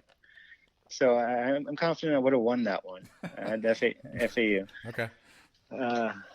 The one game I lost was the UCF game against East Carolina, and we know exactly what happened there with the backdoor cover in the last minute of the game. UCF should have easily covered that game, and if it wasn't for settling for field goals early on in the game, I think we easily should have done that. But it is what it is. It looked like we were going to cover it once Johnny Richardson scored that touchdown. I felt comfortable, and then these guys came right back down the field to cover the 27 points. So lost that one. And the other game was a push because I had Cincinnati and Army. I had Army getting the 14 points. They lost by 14. We're in the Sons of UCF pool tracker. They were actually getting 15.5, so I won there. But I also took them here on the show. I guess I'm going to do honor system. I took them with only 14 points on the show. They only lost by 14, so it doesn't count as a win for me. So only 0-1 last week with the one UCF lost. So that puts me at 4-3 now for the season. Still on the plus side. Okay. All right. All right. Not too bad. Okay, fair enough. Yeah, I feel bad. These cancellation games are going to be a problem all year. I don't know how you solve for that, though, No, and you don't know when they're coming. Sometimes they get canceled on Monday. Sometimes they get canceled on Friday. Yeah, you said they can get canceled up to 9:30 a.m. the day of the game. So hopefully we don't see any of that, at least not with any UCF games. So, but 4-3 on the year, and here we go with another 3 picks. Play that funky music, white boy. Boom. Game number 1. Navy is 7-point favorites at Air Force. Navy had got off to a couple slow starts this year. We saw the disaster against BYU to start the season. And then the Tulane game was the second game of the year. I believe they were down 24-0 in that game. Came all the way back and won 27-24. Showed some fight where they could have just packed in the season. And they gave up, 55 points to BYU, another 24 to start that game. A lesser team would have just given up. These guys showed some fight. That's why they are who they are. They're Navy midshipmen. I mean, our country depends on these guys. But Air Force hasn't played a game yet. They only had 2 games scheduled on the season until Mountain West decided to make a return. So they're going to add to that. But they only had this Navy game and an Army game scheduled this year. Air Force was pretty good last year. They were 11-2. Finished the year with 8 straight wins, including a win against Washington State in the bowl game. They're returning their quarterback, Donald Hammond III, which is a pretty cool name. And they're contenders in the Mountain West. They can contend for the title with Boise State. I'm looking for a close game here. Obviously, we're rooting for Navy. We always got the American ties. We got to root for Navy. But I see this as a field goal game either way. I'll take the points with Air Force. They're getting 7, so I'll take Air Force over Navy with the 7 points. Okay. All right. Go Navy. Yeah, go Navy. I'm rooting for Navy. Game number 2. The Cows back in action. Yeah. Maybe. Yeah. They're getting 21 points this week at Cincinnati. Now the Bearcats coming off a pretty tough game against Army, we talked about earlier. Only won by 14. Usually teams that play teams like Army or Navy or teams like the old Georgia Tech school teams where they're running the ball, they're running a triple option nonstop, teams usually have a little hangover after those physical games. That may be the case here with Cincinnati this week. And the Cows had a week off this week. So they had an extra week to to recover from the blowout against Notre Dame. To be fair, they had a week off before that, too. They didn't really do much the week prior. That's true. So, and the game got postponed early in the week. So, you would think if they're a good coaching staff and a decent team, they start their focus on Cincinnati early. They had an extra 4 or 5 days to prepare for Cincinnati now. We're on to Cincinnati. All right. And Cincinnati's offense has not impressed me too much. I watched bits and pieces of that game against Army. Ritter looked pretty shaky at times. That was actually a closer game. There was a touchdown game until the end when they put up the second touchdown. The question here is going to be, can the Cows muster 10 to 14 points? I think that's all they really need to do. Get 10 to 14 points on the board. This may be a shocker to everyone. I'm going to take the Cows with the points. Good Lord. 21 points. I don't know if Cincinnati's offense is that good. So I see Cincinnati winning something maybe like 31-13, but not enough points, man. 21, 3 touchdowns. I'll give the Cows with that extra little rest in there to keep it a little closer than the experts think. Okay. Wow. I don't know what to do. Yeah, I'm a little stunned right now. It took 100 episodes, but you finally done it. It's one of those where you can't lose, because if they keep it within 21, then I win my pick, and if they don't, then I'm happy because they got their asses kicked. There you go. So it's a win-win. The game I really wanted to pick was the Memphis SMU game. I think that's the prime game of the week in the conference, but I couldn't find a line for it, so I had to skip it. So it takes me to game number 3. Okay. Game number 3, which I wanted to stay away from for some reasons. The UCF game. Oh, boy. 21.5 favorites against Tulsa. Tulsa's only played 1 game so far, but they actually looked pretty decent. Right? They hung in there with a team, Oklahoma State, that was supposed to be pretty good. Only lost 16-7. The UCF offense is firing on all cylinders so far, though. 50 points per game after 2 weeks. Back in the bounce house for the first time this season, even though it's only going to be a quarter full. We know the struggles we've had against these guys in the past. You know the struggles we had in Tulsa. We've never won there. But I'm sure you know, and maybe not everybody knows this, the last time we lost in the bounce house was to Tulsa, 2016. So it's not like we've actually dominated these guys at home either. The extra half point makes you hesitate a little bit, right? 21 and 21.5 is a big difference when you're picking games. The penalties that we saw last week did not make me feel good. But I think this is the revenge game. We talked about it. Dylan Gabriel says he's been waiting for this game. The team has been waiting for this game. We've had this circled on the calendars now since we lost that game last year. It's the last game we lost was to these guys in a game that we had no business losing.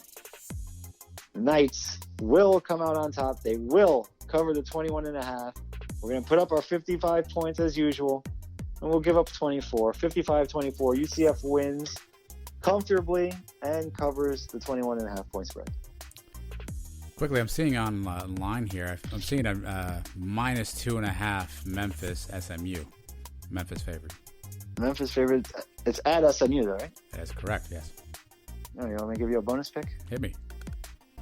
Give me Buechele and the Ponies. I'll pick them. I think they may win outright. Memphis now has been sitting around for 3 weeks. They haven't played in a while. They may be out of sorts. SMU put up a big number the last couple of times out, so they may have things moving there. I like SMU. And I don't know what is good for us, right? Because we want Memphis to be ranked as high as possible, yes. And we want Cincinnati to be ranked as high as possible. We want those. It's impossible for the both of them to be undefeated, because they play each other before they play us. But SMU, we do not play at all. So it's fine with me if Cincinnati is the one that comes out undefeated. Memphis has a couple of losses, and then SMU at the end of the year undefeated in the championship game. I think may be the best scenario for us to get ranked as high as possible. A highly ranked SMU team. Well, I tell you what, Georgia Tech and Florida State did not do us any favors this weekend. Florida State got manhandled by Miami. Georgia Tech lost to Syracuse. So those two didn't do us any favors. So we're going to need somebody on our damn schedule to be good this year. Yeah, and we're depending on Memphis, Cincinnati, and whoever we face in the championship game. Like I'm saying, maybe SMU. I don't know who else we can depend on. Not, not much. And with not as many out of conference games, is there even are there any other chances for these American teams to pull off some big upsets? I don't even know. I had to look at everybody else's schedule, but I don't think there's many out of conference games left. No, I think we're pretty much at our max here at this point. So we'll just, I guess, you know what? We'll do a Heupel here, Mike. We can only control what we can control. And so that's what we'll do. We got to go 1-0 this week. Let's not forget about Tulsa, right? We slept on them last year, and we saw what happened. Obviously, the circumstances are a tad different, but we slept on them last year, and they came back and they put it on us. So hopefully this year we make amends. Mike, revenge game is always sweet. All right, and there's no looking ahead to Memphis. It's not like Memphis is next week. There's a bye in between. I like the way the schedule sets up. So we have 3 games and then a bye, then another 3 games and a bye, and then another 3 games. This is the first third of the season right here. It's coming to a close. We need to go 3-0, and then we'll worry about Memphis. You know, right now just focus on this game, and there's no excuses, man. There's no excuses to be looking past these guys after having lost to them last year. So Mike is not here for your excuses. Coming up next, though. We'll do a little. I don't know. We got a lot of things to cover right here. Mike, Cow of the Week. We got some voicemails for the show, and I guess we'll recap. Pregame stuff. I don't know. Who knows what you're going to get next? Just stick around. Sons of UCF, show number 100. We're back right after this. I'm Jeff Allen. Join me each week for unique yet common sense opinions on sports on the Jeff Allen Sports Talk Podcast. We will break down the sports world minus the hot takes with prominent guests and my stable of sports guys. It's sports conversation the way it should be. Search Jeff Allen Sports Talk wherever you get your podcasts or go to jeffallensportstalk.com.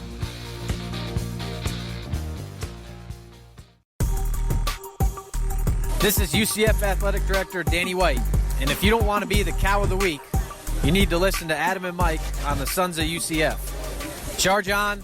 Go Knights. All right. It's only fitting, Mike, that Danny White takes us into this segment, even though it's Cow of the Week. We're gonna take a bit of a detour here, and we'll talk a little bit about this being the 100th episode of the show.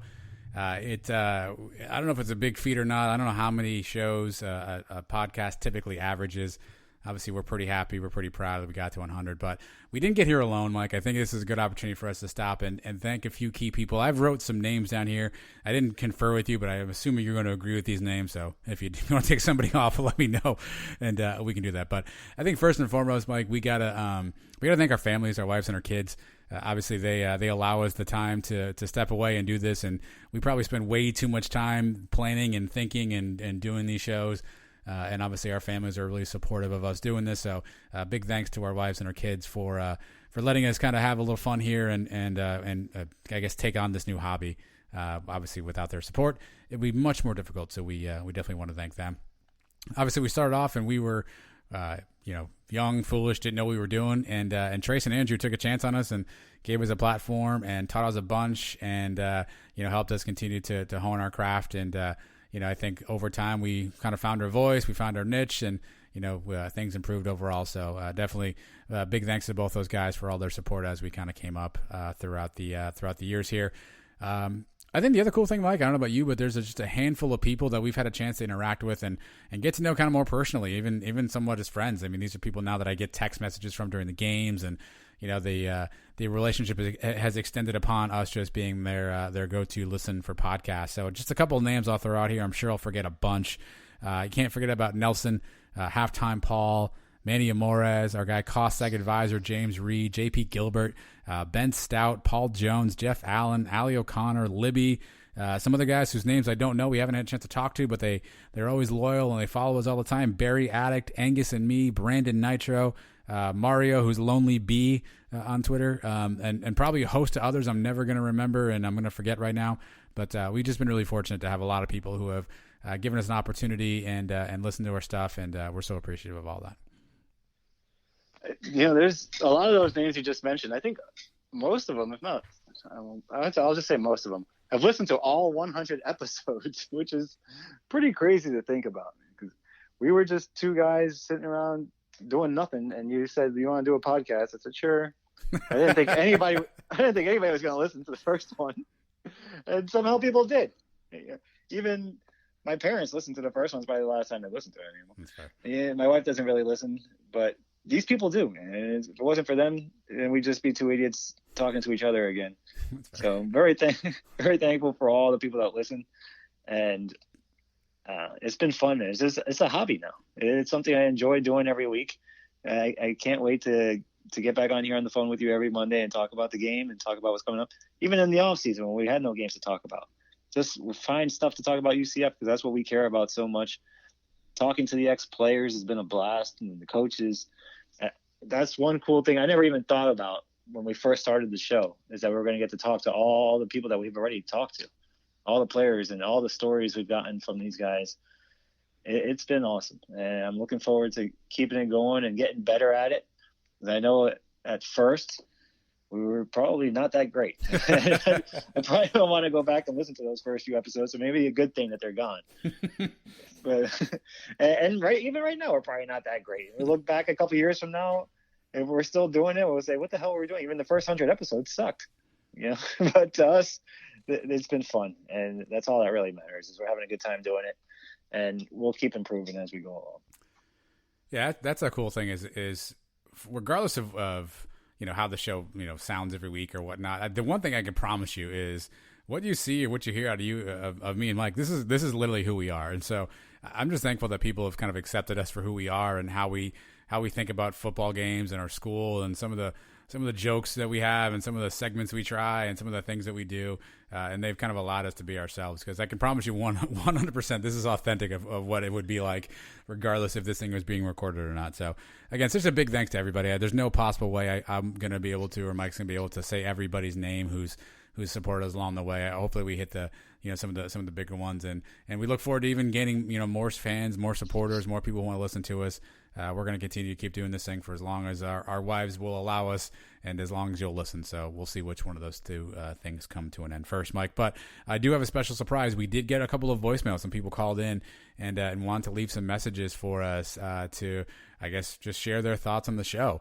And so I'm going to play some of these for you and for everybody else right now. The first one is probably the I don't know if we had a number one fan contest. I feel like if we did, this guy would probably be right there as our number one fan. And it's been cool to get to know him. We now text during the game at times too, so it's been cool to get to know him. So let's listen to our first voicemail, Mike, from our good buddy Nelson. Hey, Adam and Mike. It was Nelson. Just wanted to thank you guys so much for all the entertainment and information you've brought us all. Congratulations on 100 episodes. I'm hoping you guys have 1,000 more. Charge on. All right, Nelson, the kind words as always. Nelson's always been really kind to us, Mike. It's been cool. Even though you stood him up that one time, him and Ohana came out just to see you, and you stood him up. He's still loyal to us. You got to love Nelson. Nelson's the best, and I've apologized about that 1,000 times. And it's probably never gonna be right until I actually get to sit down with Nelson and we get together and watch a game or whatever. But that will happen. That will happen. Yes. And we need to get him on the pregame show. His sister's been on the pregame show now. Let me get Nelson on there.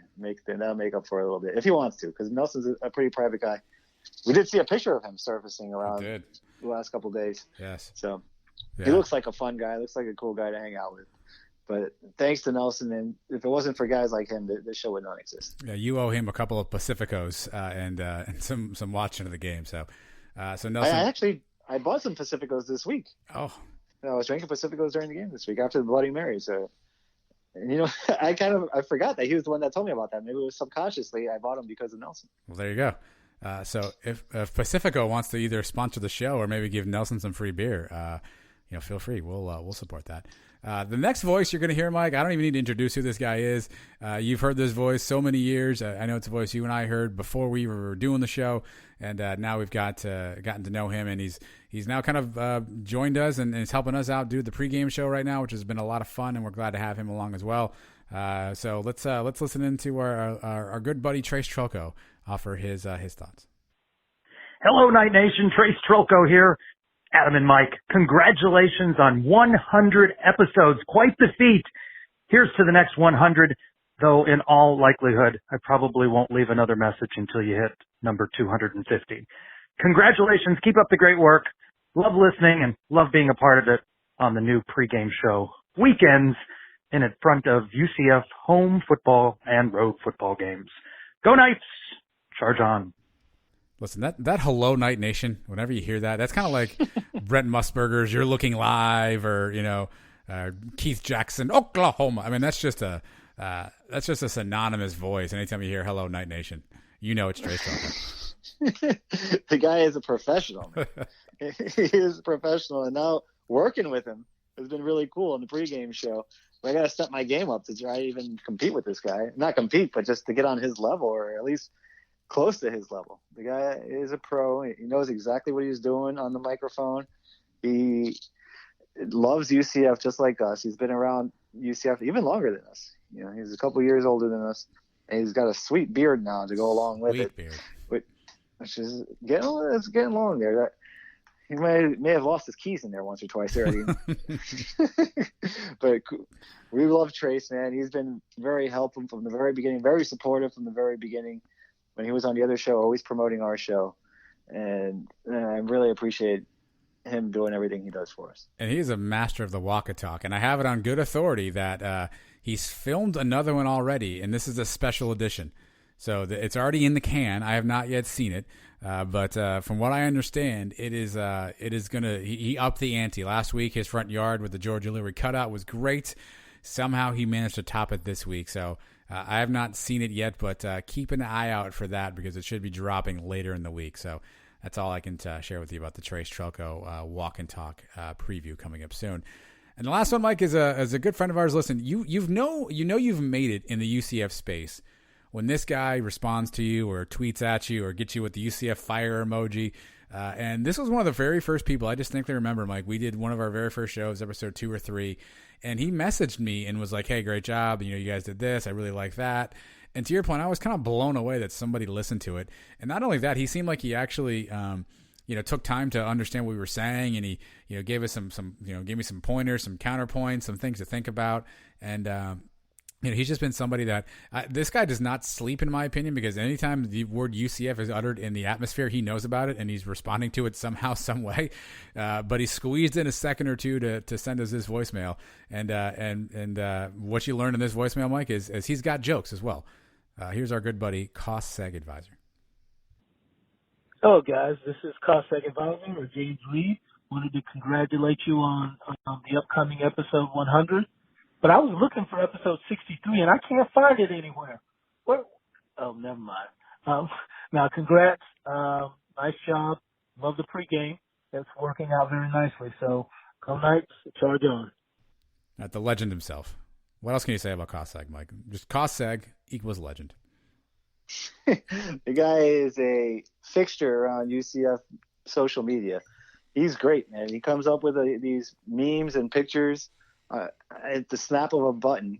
And do buttons snap, by the way? Yeah. Okay. Actually, some buttons do snap. Okay. I caught myself on that too. Okay. But that's exactly what I was talking about. Because at the first couple episodes, he'd always be one of those guys to crack on us for every little mistake we made, and it was pretty cool. It was pretty cool because that just, it just, one, showed us that people were listening, and two, just how this guy is not taking us seriously, not taking himself too seriously, and that's part of what our show is, just having fun. We're here to have fun. Yeah, we're talking about UCF, and sometimes we talk about some serious stuff, but basically we're just, shooting the breeze with each other and just having a good time and passing time. So that's what this is. And if you're driving around in your car and you're listening to us, that's what you're doing. Just hanging out, listening to the two guys talk about something that you really care about too, in UCF football. And he's not wrong, by the way. Episode 63 featured Brett Hodges, so that was a good one. I'm not gonna that was actually a pretty good episode with Brett Hodges. But listen, Kostek is one of those people that I love doing the show for, because he's been around UCF for so long that we've had the ability to have on some greats of UCF history, and I love the ability to bring on a guy like Sean Jefferson, who played before many of the people who listened to us probably even knew he existed, right? To bring on a Joe Burnett, to bring on Asaya Burley, Dee Brown, some of these guys who played in the early 90s, mid 90s, early 2000s. And it's just great to be able to bring those guys back. And some of the people who've been around UCF for so long have the memories of what those guys did for the program, and love hearing from those guys. And that's been a really cool part about this is, when you get an opportunity to have on an Antoine Poe who, didn't play for long, but was a great interview and people remember his time at UCF, and a Dexter Lyons. It's been cool to bring people back. And there's so many people who have been following UCF for so long that really enjoy hearing from some of those guys. Yeah, Kostek has been around. Another one of these guys that's been around even longer than us, which I feel like an old guy now. If you go on Twitter, you go on Facebook, there's so many people that have just been around UCF now for the last 5 years, the last 4 years, and since we've been winning all these games, even if they've just been around for the last 10 years or 2007 when the stadium opened up. We're still way older than those people. We started 10 years before that, but Cost has even been around longer than us. He knows the history, so he'll call us out on it. So if we don't know something, if we say something that's wrong, he's like, no, you guys don't know what you're talking about, which is cool. And that keeps us honest and makes us do a better show, really. Yeah, I mean, so really all we can say to everybody out there is just thank you for giving us a chance and letting us get 100 of these things out in the ether. Hopefully we'll do even more.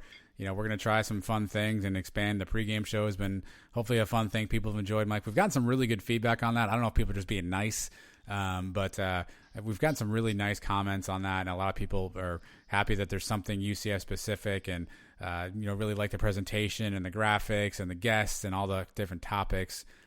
So we'll expand on that. Again, to Kostek's point, we've got a lot of old interviews that are no longer publicly available, but we still have all of them. So Mike and I are going to figure out some creative ways to bring some of those back to you. We may not bring back every old show, but we've got a lot of great interviews stored up. So maybe we'll bring those back at times, and working on a couple of fun things here in the future too. So if there's one thing you can count on us for, is we will always push the envelope and try to find something new and different and creative. And if there's somebody out there who has ever been associated with UCF, you can guarantee that I've reached out to them at some point in time. I'm not saying I don't have restraining orders against me for some of these people, but you can guarantee that if there's somebody out there, we've reached out to talk to them. So, and we'll keep doing that. And that's what we can promise you guys. So, big thanks. We appreciate it. And hopefully you'll keep on listening to us. The pregame show is starting to take off, man. We've only done 2 episodes, but you're right. People love it, and why not? I mean, like I said last week, we're doing a whole hour of UCF talk leading up to the game. That's what you need. You don't care about these other games. You don't care about what these guys are saying on College Game Day about Northern Iowa and Southern Miss or whoever. Who cares about those games? We're here to talk about the UCF game, and the guests we've had on have been great. And the guest that we have lined up for this week is going to be awesome, as long as everything goes the way it's supposed to go. And we'll add a couple more guys. So it's been a lot of fun, and we're only getting better. Yeah, I mean, and plus you can watch all those games and still have us on your phone. You can just mute the game and watch us on your phone or on your iPad, on Facebook, on Twitter. This week we will be on YouTube. We've got that all figured out, so you can keep the game on, no sound, and just kind of watch us talk UCF and keep on an eye on something maybe you're interested in, but get some specific talk leading up to the game where you don't get that anywhere else. So hopefully that works out, Mike. So all right, let's get to the heart of the segment, the typical heart. This has been a segment that's actually been around, I think, since the very beginning of the show. I think all 100 episodes have featured some form or fashion of this segment. It's called Cow of the Week. We pick somebody or something that's done something stupid, dumb, or idiotic, and we make fun of them. Let's just call it what it is, Mike. So a lot of different options this week. I vowed to not go back to Don Williams again. He wasn't so bad this week in his polls. Wasn't great, by the way. So we'll see where we go with this one, Mike. But I'm gonna let you lead us off. A few options to go with this week. I mean, there's always the AP voter that you can go after. There's one this week that I don't know where this guy even came from. I don't think he voted last week, but he's got us at 24. Yeah, I don't even want to mention this. Yeah. I tried to look this guy up. I don't think he submitted a vote last week because I looked. And I didn't see anything he did last week, but he's got us all the way down to 24. I'm not even going to mention his name. That's how much of a cow he is. So there's a few other options. All across the Sunshine State, there's options. You want to go with Florida State? I'll take Florida State because this is a program that was supposed to be one of the best teams in the state of Florida for a long time now, and these guys have sucked for a couple of years, and they embarrassed themselves on Saturday in a rivalry game against Miami. What was the final score of that game? 52-10? I didn't watch it. I don't know. Oh my goodness! I mean, there were no other games on. I was excited to at least watch some kind of football at night. You know, the UCF game was a 12 o'clock game. It was over it didn't get over until like 4. But then you had that little break, and there were other games on, and you like to close it out with a nice competitive game at night. That thing was over before halftime.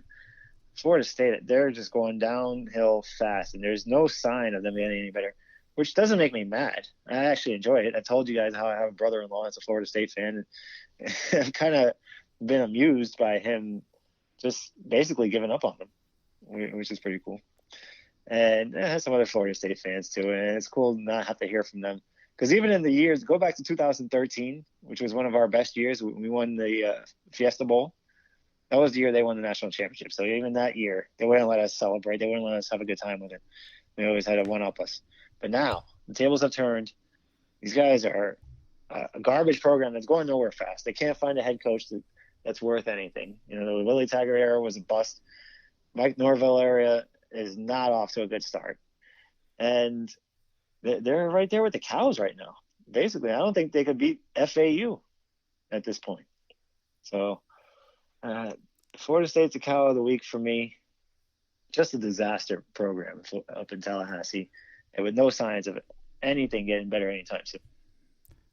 Dumpster fire. How often do you turn your table? I always hear that the tables have turned. I feel like I never actually turn my table. I just go sit on other sides. I always wonder where that came from. But it's interesting about the Norvell thing is, you know, and I don't know that, you know, every situation is different, right? But you know, you think about some of the high profile coaches that have left the American Conference to take some of these big Power 5 jobs, and it hasn't really worked out really well if you think about it, right? Willie Taggart went to Oregon, that was okay. Then he went to Florida State and ran that thing in the ground.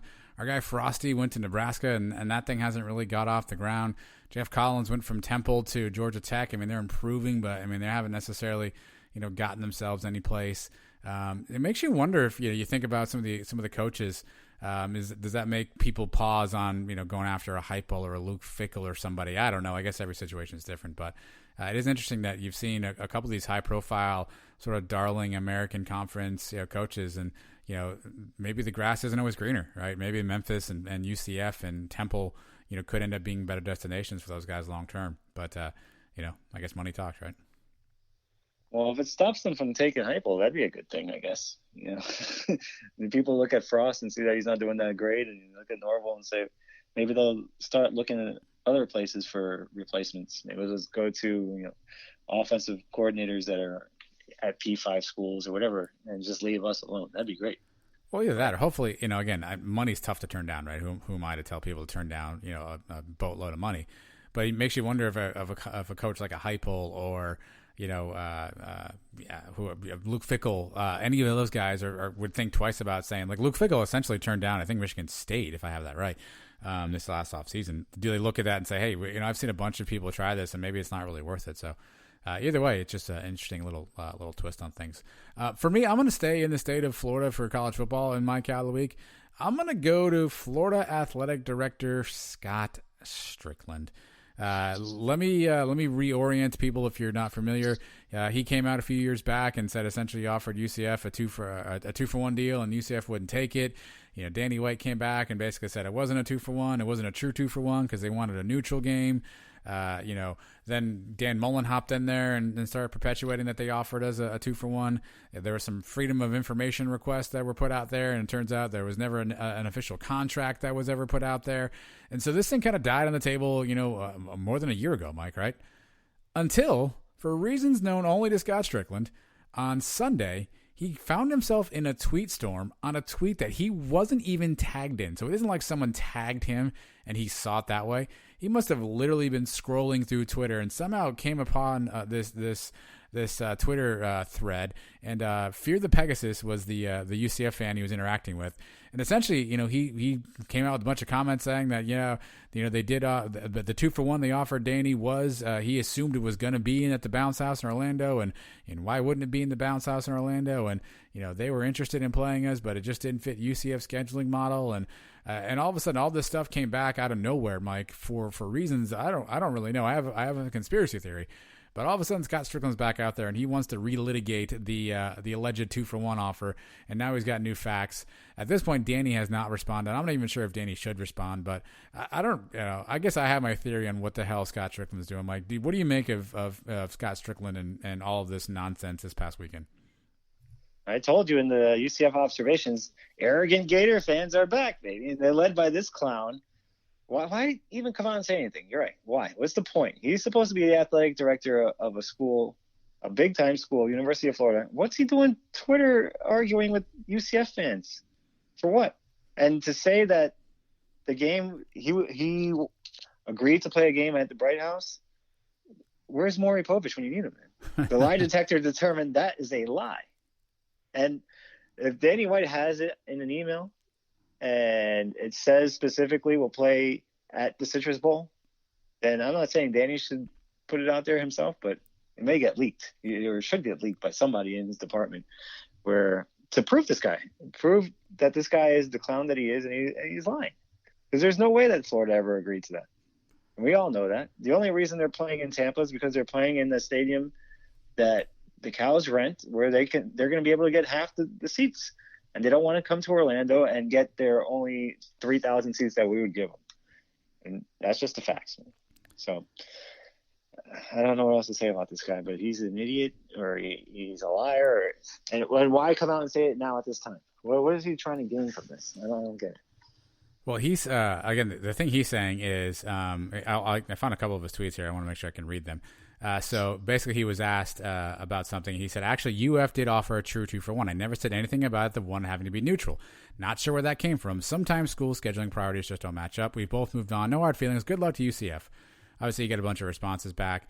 And somebody said, then why did other outlets report otherwise? And he said, I often wonder why media outlets report things that aren't factual. There's an old saying, believe half of what you read and none of what you hear. So then somebody else, Mike, MD Knight 2016, basically said, so there was never a formal offer, right?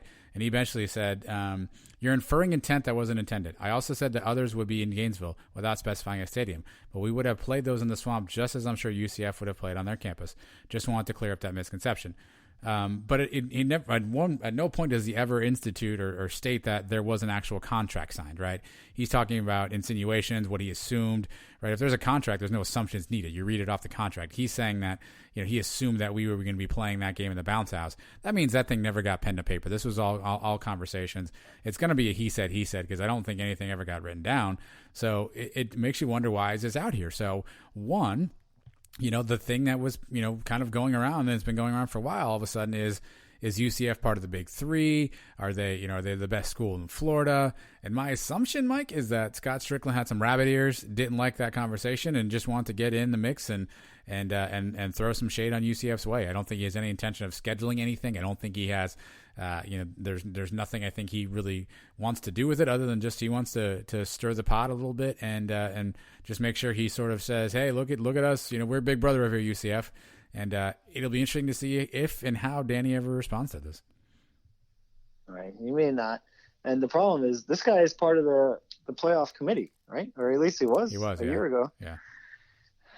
And this is what we're dealing with. So to me, this season can end in a couple ways.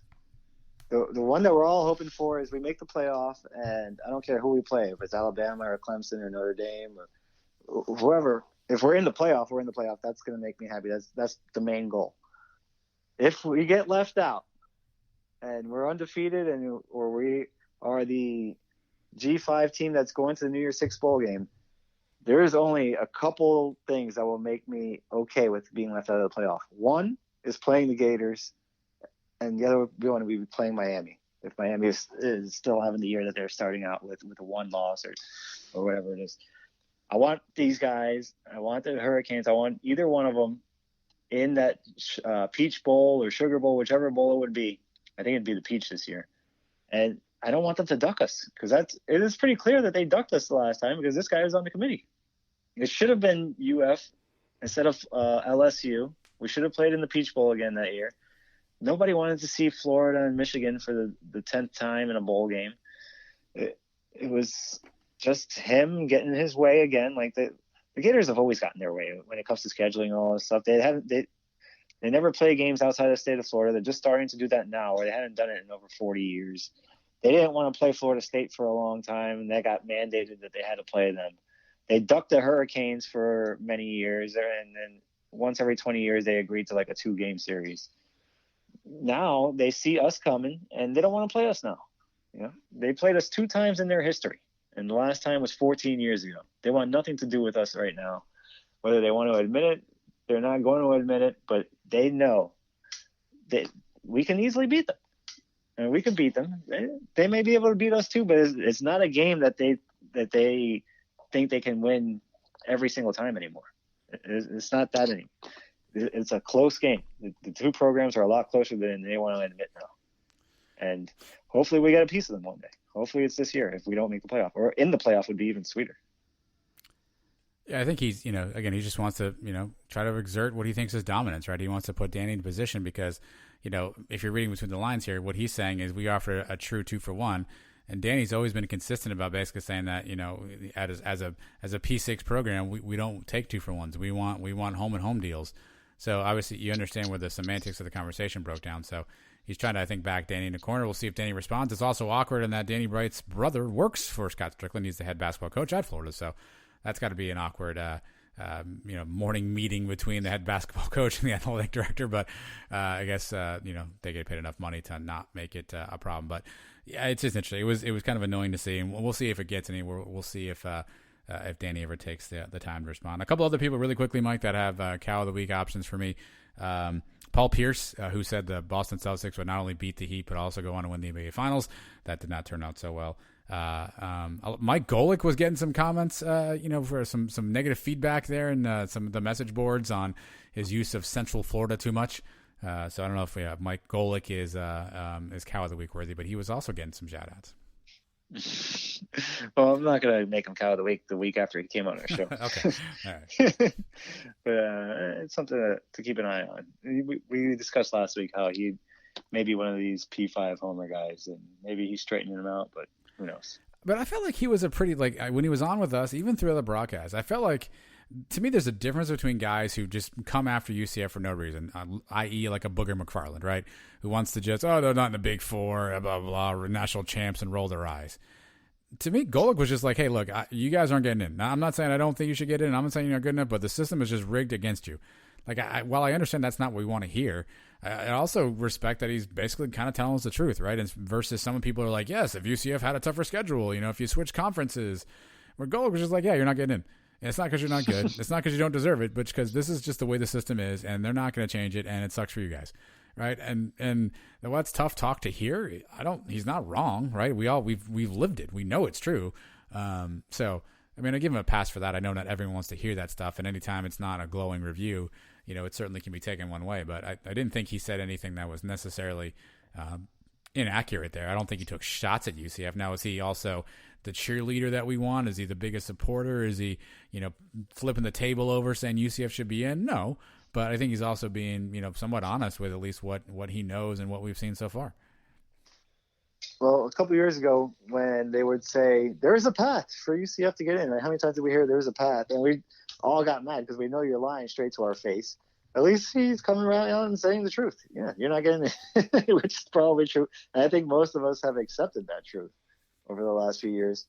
This year we were hoping it was going to be different with the Big Ten and the Pac-12 not playing, but now they are coming back and playing. So hopefully we still need things to align. It's possible. It is a very small possibility, but it's possible. One of the dominoes fell this week with Oklahoma losing. We need big teams like that to lose. If Alabama can lose a couple times, the SEC is still going to get somebody in, but maybe they won't get 2 teams in like they have in the past. If we can eliminate the ACC, maybe Miami, Clemson, Notre Dame all beat each other, and I don't know, a 2-win team maybe wins the conference championship game and an upset, something like that happens, it's possible for us to get in there somehow. Here's we can get rid of the Big 12. Well, here's what we have to brace for. Is it's going to be like a 6-0 Oregon who had a game canceled because of COVID problems. 6-0 Oregon versus a 9-0 UCF, and Oregon's going to get in over us, right? Or a 7-0 Ohio State is going to get in over. Even if we lose one game, we're screwed, right? But a 9-0 UCF team is not going to get in because of a 7-0 Ohio State team. Like, those are the things I think that we all have to brace ourselves for, because I certainly have no faith that the committee is going to be like, oh, just because they only played 6 games doesn't mean they're good. I firmly believe that there's going to be a time where that conversation happens, where there's going to be an inequitable number of games. And just because you have more games played and more wins, I don't think that the committee is going to say, well, that makes you a better team. I think they're still going to be like, well, if Oregon had gotten all their games in, they would have been a top team. And, it's not Ohio State's fault. They lost this game against so-and-so. So I'm just bracing myself for that already. Well, they're going to find every possible reason to not put us in. I mean, for us to get in, we need a lot of chaos. We need, like I was saying, 2-3 losses from all these conference champions. And if there's even any doubt, we're going to lose that benefit of the doubt. It's going to go to these other conferences. So, like I was saying, if we don't get in the playoff, you know what I want? I want the Gators, or I want Miami, or I guess you can throw in Alabama. If Alabama doesn't win the SEC and they get left out of the playoff, I'll take them in the Peach Bowl as well. Mike's calling them all. Mike wants all the smoke. Give Mike all the smoke. We want all the teams, all of them in the bowl games, and we'll see what happens. Again, it's gonna be a long year. I think it's a week by week deal though, right? We're still we still haven't been impacted by any scheduling concerns yet. Obviously, there's still a lot of season to go, and hopefully we continue to get these games in, and we keep putting up the performances that we've done so far. Right, a 2-0 UCF team that looks pretty solid as we start off the 2020 season. Yeah, episode 100, Mike. I guess we're done. I mean, I don't have much else on the little sheet here. You got anything else you want to add? No, I'm pretty much out of gas myself. Right. We made it this far. Yeah. Reload and get ready for the pregame show this week and the next 100 episodes, I guess. Yeah, we'll see what. I mean, maybe partly sunnies will pop up every now and again. We don't know when those will come up. Sometimes we just get opportunities to talk about something, or we get something come our way, and so keep an eye out for those. You never know when we'll surprise you with a little bonus episode for the week. And again, make sure you tune into the pregame show as well, featuring Trace Trelko. Find us on Twitter, find us on Facebook, find us on YouTube. Just search Sons of UCF. We are all over the place, and we'll be all over this game this upcoming week. Mike, we'll come back next week for episode number 101, and we will break all that down for you. So everybody have a safe week. If you're going to the game, enjoy, have some fun, scream and yell for us. For those of us who can't be there, make some noise, and hopefully the Tulsa streak comes to an end, Mike. We definitely need this thing to end, and to end quickly, and to end with authority. Until then, go Knights. Try, John.